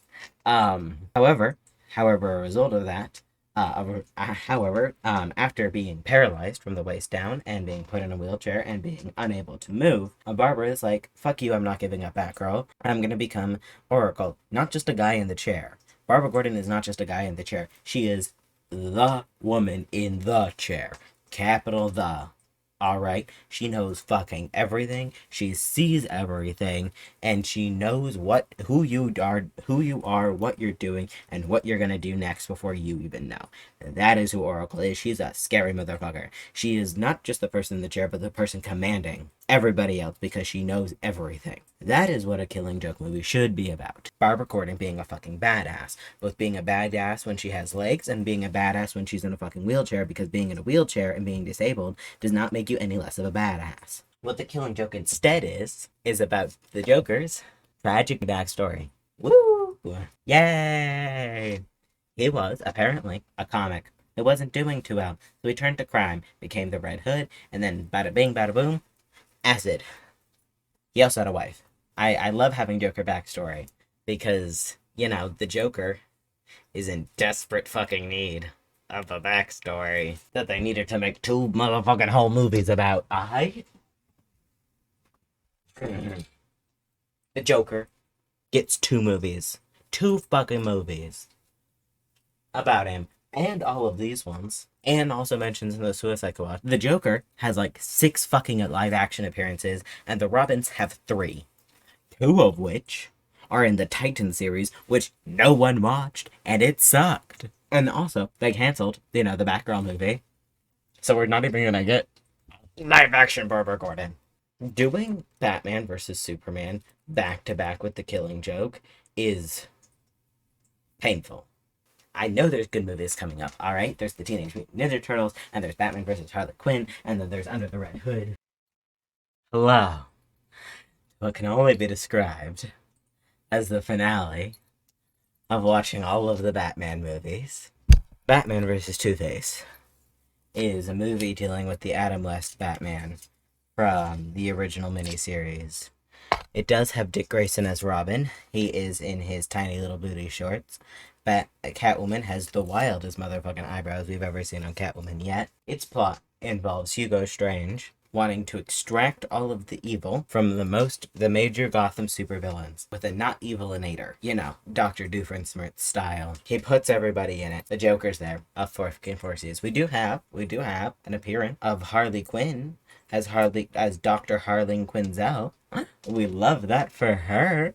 She's finally not the Joker's fucking sidekick, only except she is. Because she fucks with the machine, and the machine tips over, and all of the evil is on the floor, and Harvey Dent falls onto the ground and puts his face in all of the evil goo, and then half of his body becomes evil. Also, I'm like 90% certain, if I'm remembering correctly, also at the beginning of the movie, they fight King Tut. You know, the iconic Batman villain, King Tut. That's how they set up split personalities, which I know we're not like super big fans of DID TikTok, but every time they keep having like a TwoFace plot line where it's like multiple identities, split personalities, but one of them is evil. Seems like a little like rude. Like from everyone that I've met that has DID or like its various subforms, they don't have a secretly evil bad guy personality that wants to commit crimes and be evil. That's a lot. That's kind of a lot to deal with. But that's this one. It gets a 20 out of 40 for being a Batman movie and having Robin and technically having Catwoman, and Alfred is there and he's badass, and Gordon is there and he sucks. I haven't watched the Adam West Batman series. No, I have. I have watched it. I just don't remember it because I was like 5. Come back for the sequel where I watch every single Batman series. It will be posted. Who knows when this hyperfixation stops and then restarts again in 3 years and I'm like, oh my god, Batman. Our next movie is Justice League Attack of the Legion of Doom, which I keep calling the League of Doom, which is not correct. It's the Legion of Doom. This one I included because I wanted to have one of the Justice League Lego movies, because I had both of the Justice League not Lego movies. I will say that the Lego Justice League movie is infinitely funnier than both of these and gets a score of 7 out of 40. It's a terrible Batman movie if you're wanting Bat family interaction. It's a great Justice League movie. There's a whole scene where Lex Luthor is putting a whole bunch of supervillains into like an American Ninja Warrior style thing. The Joker is there because of course he is. But he gets kicked off. He gets just catapulted away. Deathstroke is there and he American Ninja Warriors this whole thing, and then he just get catapults away because he sucks. For the rest of the movie, it's kind of just like building a whole bunch of Legos so that the children want to buy the Legos, and then fuck you, Lex Luthor, he wants to become president because he only ever wants to become president. Oh my god, this man needs to get like another motivation other than becoming president, because fuck you, Lex Luthor, nobody wants you. We are doing Soul of the Dragon. This movie was hard to rank because I had a good fucking time with it. It just was not a good Batman movie in like the way that I wanted it to be. But it was a good movie. So ultimately it gets like a 12 out of 40 because it doesn't have Gordon or Alfred or any of the Robins or any of the Bat family. So it's kind of like running on like a couple of things. What it does have is Batman's weird ninja backstory. If you like 80s action like ninja movie samurai movies, this is that, but Batman's just in it. If you don't like those, don't watch it because you will not have a good time. Where does this deserve to go? Okay, we're changing some things. We're gonna remove Batman Ninja, put Batman Soul of the Dragon up here, move Batman Ninja over by Gotham by Gaslight because I liked both of these movies, and that one gets to go up there in its own little weird corner of like, technically it's a Batman movie, but also like it's very much not. It does have things like if you want like really niche Batman characters or really niche DC characters of like the ninja butt cake king type, it does have those. We have Cheshire, we have Richard Dragon, we have Lady Shiva. Anyways, they fight a big guy, bad evil guy, and it's like, woo, good job. This is another Batman origin story. All right. We've watched the last Batman of the Nolan trilogy movies first, and then we're watching the first movie second. Batman Begins is the start of all of the problems in the Nolan universe, but at the same time, like, I can't fully deride a Batman like Begins start of Batman for not having a Robin. I get it. If you want to do early Batman doesn't have a Robin because he has to be Batman for a couple of years before Dick Grayson's parents die tragically by falling, and then he adopts a child. Like, he has to be Batman for a couple of years. So I can't deride a Batman Begins movie for not having a Robin. Can I deride the other ones? Yes. Will I? Yes. Have I? Also, yes.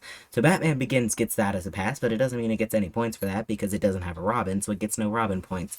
It does have Alfred, yay, and it also has Jim Gordon, which means that Jim Gordon's been around for quite a long time when Batman starts to happen. So you've seen all like the bullshit crime that Gotham has. Gotham's kind of really fucked up, but it's like fucked up in a way that you don't really see it. Like the problem with like this series is that it doesn't have Bruce Wayne like fighting crime. It has like Batman like going out and fighting hyper specific villains, but not like general issues that Gotham has. And I really wish if you're gonna do a grimdark like Batman, you might as well do a grimdark Gotham City and deal like talk about the actual issues that like the most crime ridden city would have. But that would require like, you know, thinking that capitalism is bad. I want more Batman movies to deal with the fact that Bruce Wayne is a billionaire. And deal with the fact, not that, like, oh, blah, blah, blah, blah, but, like, Bruce Wayne is a billionaire, why doesn't he fix Gotham City? No, no, no, no. Bruce Wayne is a billionaire. He's trying to fix Gotham City, and Gotham City is also cursed to be evil forever. And, like, no matter how many, like, charities he funds, like, no matter how much money he keeps giving away, and the only non-corrupt business is Wayne Enterprises, so Wayne Enterprises keeps getting business, which means that Batman keeps getting richer, which means that he can't, like, get rid of money fast enough for him to fund the city, but he keeps funding the city. But it's also he's trying to not become, like, you know, de facto mayor by owning the entire city because he basically owns the entire fucking city. There's so many things that like Wayne Enterprises is because again it's the only non-corrupt business in Gotham, and I think that would be more interesting if you actually dealt with Bruce Wayne. Stop making Batman movies and start making Bruce Wayne movies. They're far you have both. I think I just want a Court of Owls movie. I really just want a Court of Owls movie. That's, please. But no. Bruce Wayne has to fight Ra's al Ghul. Because Ra's al Ghul has a weird form of justice and he dies in a train crash. Like, they don't even mention the motherfucking Lazarus Pits, which is Ra's al Ghul's whole deal. Like, his entire motherfucking deal is the Lazarus Pits. And they don't even mention it. Anyways, Batman Begins gets like a 333 out of 40 because ultimately it's like a good movie. It's just not a good Batman movie. So close to being done. I can only feel like 5 more fucking things in here. So who is our next victim? Batman and the Teenage Mutant Ninja Turtles is, weirdly enough, a really good Batman movie. There are so many things in this movie that I was like, I'm not going to enjoy that. I'm not going to enjoy that. Why would I enjoy that? I've never watched Teenage Mutant Ninja Turtles. I think I've read like 5 like chapter book with pictures comic-esque things about Teenage Mutant Ninja Turtles. I know next to fucking nothing. In Batman Teenage Mutant Ninja Turtles, Damian Wayne acts like Damian Wayne just for a child audience. And Batgirl is there, and she's great, and she does some fucking science with the smart one. The purple one, Donatello. I think that's Donatello. There's copious amounts of pizza mentioned, which I'm pretty sure is a Teenage Mutant Ninja Turtle thing. There is also wild fucking reference. Teenage Mutant Ninja Turtles has snake clowns. The Joker. Okay, hold on. I have to explain the plot. The plot is Ra's al Ghul and Shredder join forces to turn the ooze into a gas to put into Gotham City to turn everybody in Gotham City to teenage mutants, or well, just mutants in general. They call it the ooze, the turtles, they call it the ooze, and Batgirl's like, that's fucking gross. It's the mutagen, because it's like Batman, and they're gonna use like more scientific terms, despite the fact that they have the Batmobile and the Bat computer, okay? The mutagen, that's their whole plan. They have to steal a whole bunch of things, and so there's a big item that everyone needs to destroy so that it doesn't happen. However, what they do is they actually use their fucking brains. Oh my god. Batman villains being intelligent, crazy thought. And they set up a little trap. And they turn all of the Arkham villains into freaky little mutant creatures. One of those freaky little mutant creatures is the Joker. It turns into a snake clown. You know what other movie mentions snake clowns? The Lego Batman movie. But the Lego Batman movie was released in 2017, and Teenage Mutant Ninja Turtles and Batman was released in 2019, which means in 2017, snake clowns didn't exist in the Batman mythos. And then 2 years later, the Joker turned into a motherfucking snake clown. So now they exist in the Batman world because Lego Batman said snake clowns, and Teenage Mutant Ninja Turtles were like, yep, the Joker is a snake clown. Crazy stuff. I love when Batman movies are like self-referential and kind of like they are cognizant of their own canon. Like it's not fourth wall breaking, but it's like you have to watch this movie. Actually, you have to watch all like 4 of the top movies. But, like, at least this one. At least, because it's fucking hilarious. There's so many, like, little quotes that I've written down in, like, my book of notes. Because I was like, that's funny. I need to write it down word for word. Actually, hold on. I'm going to read one of the quotes to you. Because Alfred says it, and he deserves more appreciation. And that is... Would Mr. Wayne prefer to let these monstrous ninjas attack so he can punch them while wearing a bat costume? Alfred says that to Batman's face because he's great. It's really good. It gets a full 40 out of 40. I can't believe that the only 2 movies so far to get full 40s out of 40s have been a Batman Victorian AU where he fights Jack the Ripper, and a Batman crossover with Teenage Mutant Ninja Turtles. Alrighty, what do we have next? Batman and Harley Quinn. Now, I have to admit this first. I am a big Harley Quinn, like, fan.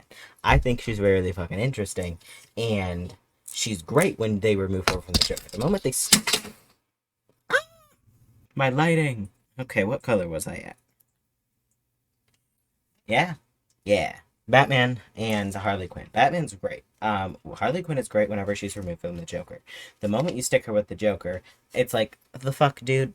Get away from him. He sucks. This one's really good. I really like this movie. Except for the fact, that... So, the Batman movies are horny. If you haven't noticed. In the case of this movie, Nightwing and Harley Quinn... Why? I don't know why. It was unimportant to the movie. But he gets tied up. Like, fully tied to the bed. Like, and I'll admit, I'm all for Nightwing being hot. Like, some comic book, like, panels draw him, like, really attractive, okay? And you're looking at him, and you're like, hi, what are we? I did not need to know that he and Harley Quinn slept together. The entire plot line is basically, Ivy wanting to turn everybody into plant people, and Harley Quinn is like, no, don't do that. What if I love you instead? Can we make out instead of turning into plant people? And Ivy's like, no. My weird, creepy, not boyfriend, druid person says that we have to turn everybody into plant people. And Harley's like, alright, fuck. And then they go down, and then they meet Swamp Thing, and the Swamp Thing has this scene where he rises out of the swamp, and it's like, hallelujah! And then he's like, the fuck you doing, bitch? And, like, the weird druid plant thing is like, I don't know. And he's like, stop it. And then he goes away. He doesn't even bite him or anything. He's just like, bad. And so the druid thing is like, you can't tell me what to do, bitch. And then Ivy's like, fuck you, motherfucker. And then Harley's like, what if we set the forest on fire? So they do that. And that's the movie. There's an entire musical number. So if you want Harley Quinn shaking ass, and if you want unrelated goons shaking ass, and you like random musical numbers, it's great. Also, Batman and also there's another like random musical number in like Mystery of the Batwoman. There's a lot of Batman movies that had like random musical like numbers. It's just a thing. And now that I say that out loud, I could have watched Holy Musical Batman, but I don't think it technically counted because that was more fan project than DC project. If I ever make a video going over all the Batman series, I will include the Batman musical in it. That is a promise. Oh, so Joker, the Batman and Harley Quinn gets a 30 out of 40. Nightwing's there, and he gets tied up. And then he bangs the villain. Which, honestly, like father, like son. Our next movie is The Dark Knight Returns.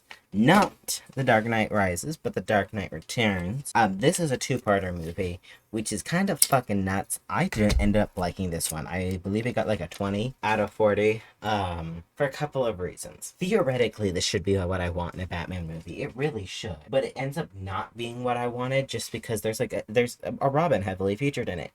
But Carrie Kelly is like a weird Robin for me, if that makes sense.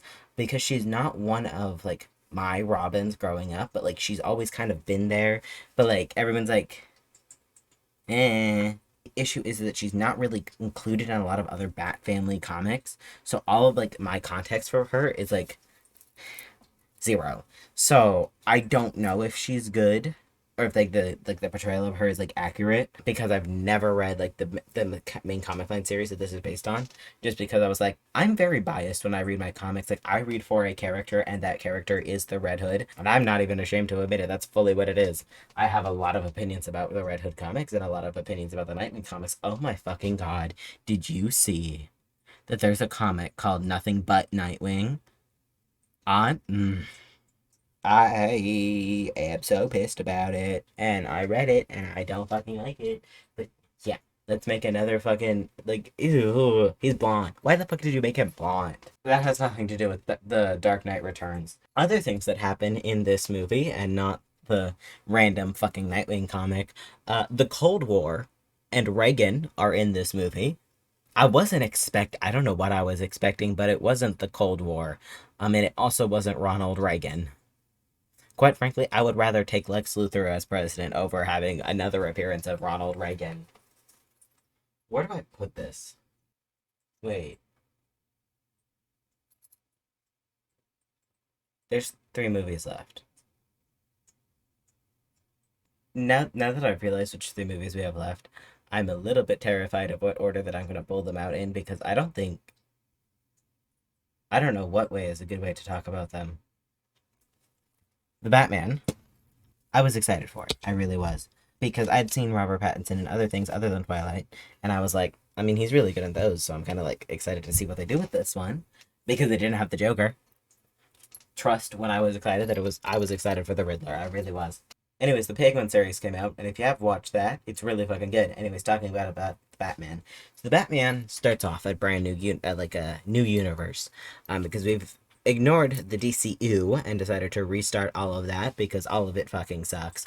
In this version of this live action Batman, he is incredibly fucking autistic. He is the most autistic little bitch that you've ever did see. He broods around all the time. He doesn't want to see anybody. He doesn't want to see the light. He only wants to work on his secret little bat projects in the little bat cave, which, speaking from someone who's talking about Batman in a closet,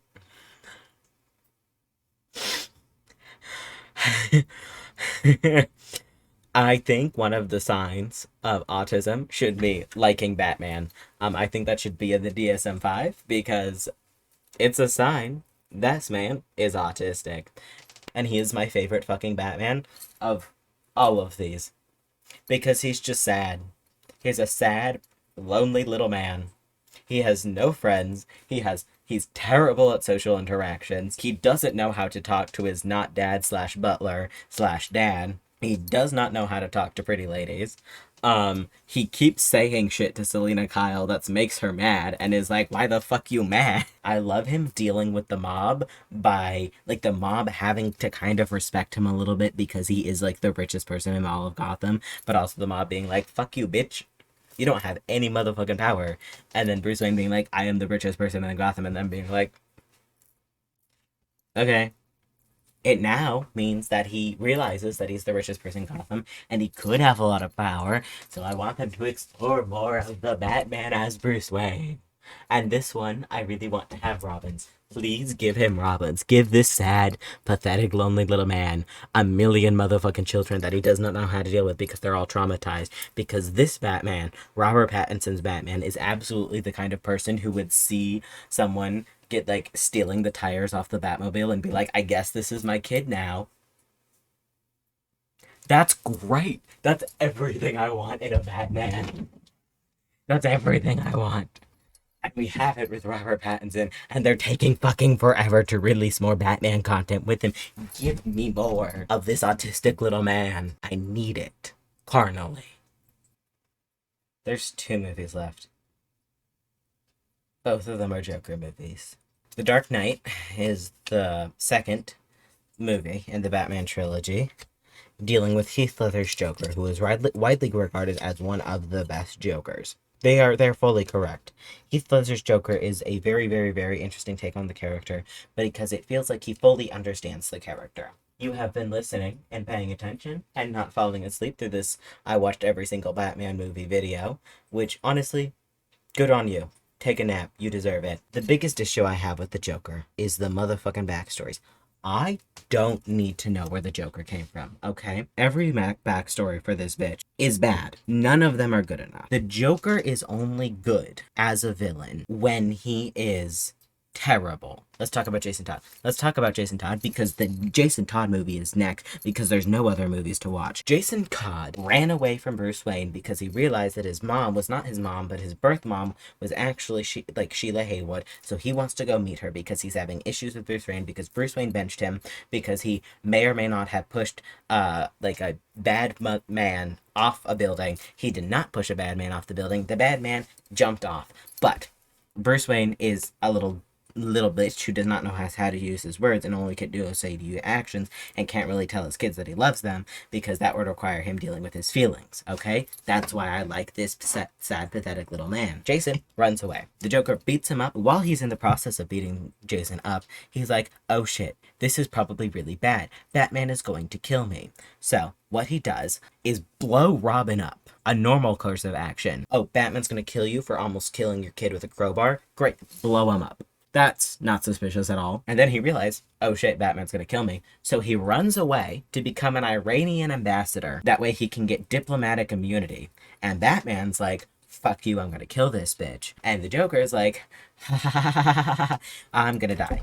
And he would have, and he will, except for the fact that Superman, being called in by the UN, had to stop Batman from killing the Joker and causing World War III. The biggest thing to note about this whole Joker scheme is that he was not planned. He did not plan a single thing about this. He whacked entirely on impulse. Joker has incredible fucking luck stats and absolutely nothing for anyone else. He is a wimpy little motherfucker that is an embodiment of chaos. That is why he is a Batman villain, because the Batman is order and Joker is chaos.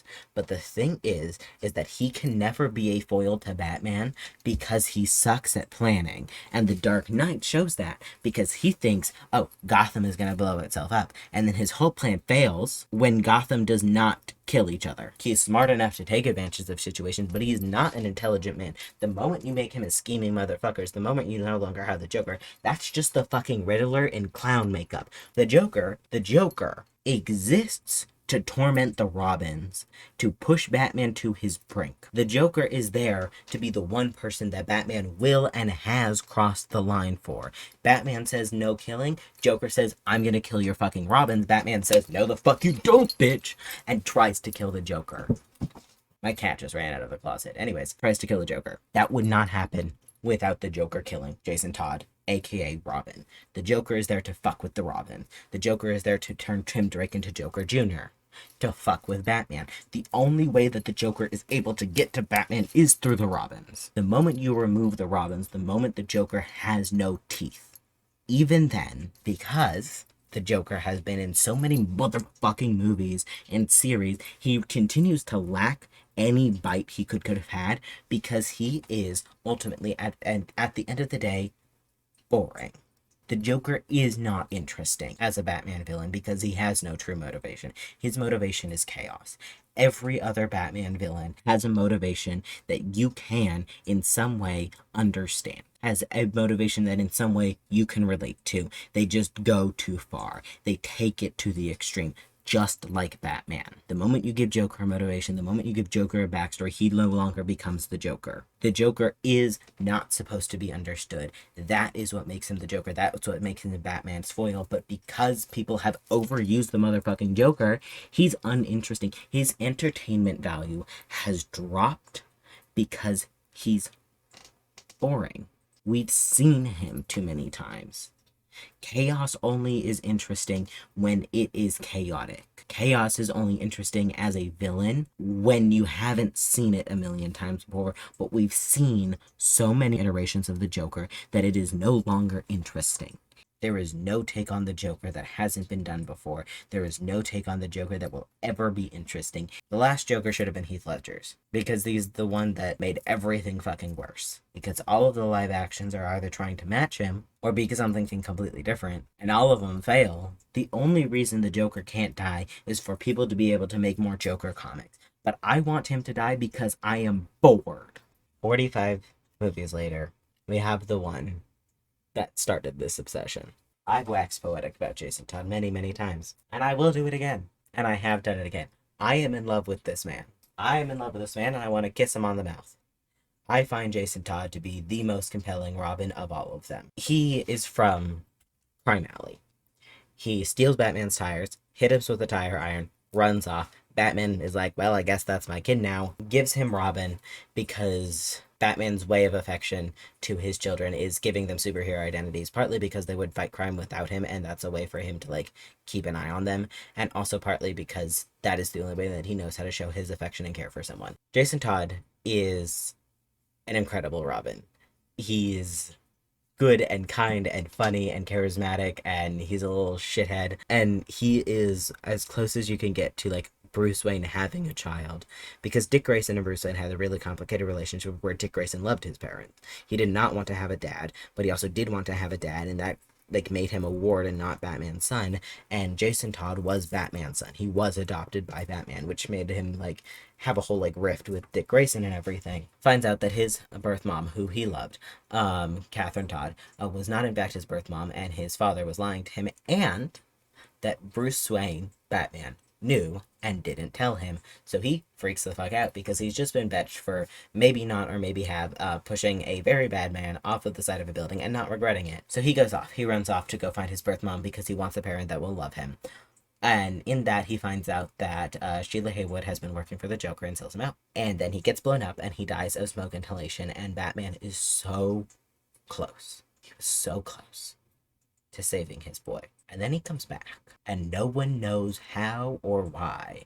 Is it probably because Superman and Flash keep fucking with the timeline and ending up, like, smashing a timeline where Jason Todd exists, but everyone remember him dying, but also he, like, technically didn't die in this, like, timeline, but also he did. Digs himself out of his grave, and then walks around Gotham kind of comatose until Talia al Ghul kind of pick him up, throw him into a Lazarus pit. Lazarus pit can heal up people from wounds, but it has a side effect of making people a little bit crazy. Jason comes back, and he comes back with the realization that the Joker, his murderer, is still alive. The biggest thing that he does is that he becomes a crime lord in Crime Alley and fixes it, weirdly enough, because he has a couple of rules. He's not going to hurt the working girls. He's not going to hurt the kids. He's going to take care of his people. He takes care of his own, and his own is Crime Alley. And thus, in a roundabout way of him murdering a bunch of people and leaving a duffel bag full of heads on the GCPD's doorstep, he ends up doing a lot of good in, like, his own weird, fucked up way that Gotham is. And then he sets up a scheme to meet his dad for the first time in a long time, to meet Batman, to meet Bruce Wayne. And he puts the Joker and himself on the line. He says, pick. Choose one of us. One of us will die today. The Batman does not kill the Joker. And Under the Red Hood is based on that comic. And it's really fucking good. Oh my god. And it's like, is it maybe because Jason Todd is in basically none of these movies? And so this is the first time that we get to see his story. This is the first time that we get to see, like, a full story of one of the Robins. I love Under the Red Hood because I love Jason Todd as a Robin, and I wish he was in more things because he's fascinating, whether as Robin, but especially as Red Hood. I will eat up every single Batman comic that they give me, including the shitty Nightwing one, because I'm so intrigued by these characters. I'm so intrigued by their personalities, and I'm so, like, endlessly fascinated with the fandom that surrounds them. And we haven't even talked about the Batman fandom because, oh boy, is that a whole other can of worms. This is just the movies. This isn't even all of them. We haven't watched the series. We haven't watched the other 30 Batman movies that he's featured in. We haven't even watched all the Damian Wayne as Robin ones. There's still more of those. We haven't even watched the rest of the DC movies. There's so many more. That is why I think Batman's super fucking interesting, is because there is constant content. No matter how much I think some of the writers are fucking stupid. Bruce Timm. Fuck you. But I'm still gonna come back to these movies. I'm still gonna watch the ones that I think are fucking shitty because they're fucking hilarious. And I'm still gonna yell about how much I fucking hate the Joker because he sucks and has no entertainment value. I want to thank myself and autism for being crazy enough to do this. And then also my friends for putting up with the sheer amount of Batman edits I've been sending them on TikTok when they have no context. And I'm sure this video isn't even gonna help because I barely gave a context to anything, and what I did is fucking insane. I have no idea what I'll post next because I work purely on impulse. I will, however, give an ultimatum. If this video reaches 1,000,000 views, which I doubt it will, I'll watch all the Joker movies. I'll do it. I've refused to, but I'll do it. I will probably post a video in the future of going over all of the Batman series. I will not put a date on it because I have spent the last, month watching all of the Batman movies and haven't done literally anything else in my life. I've only thought about Batman. It's really bad. Anyways, I'll see you guys all later. Bye.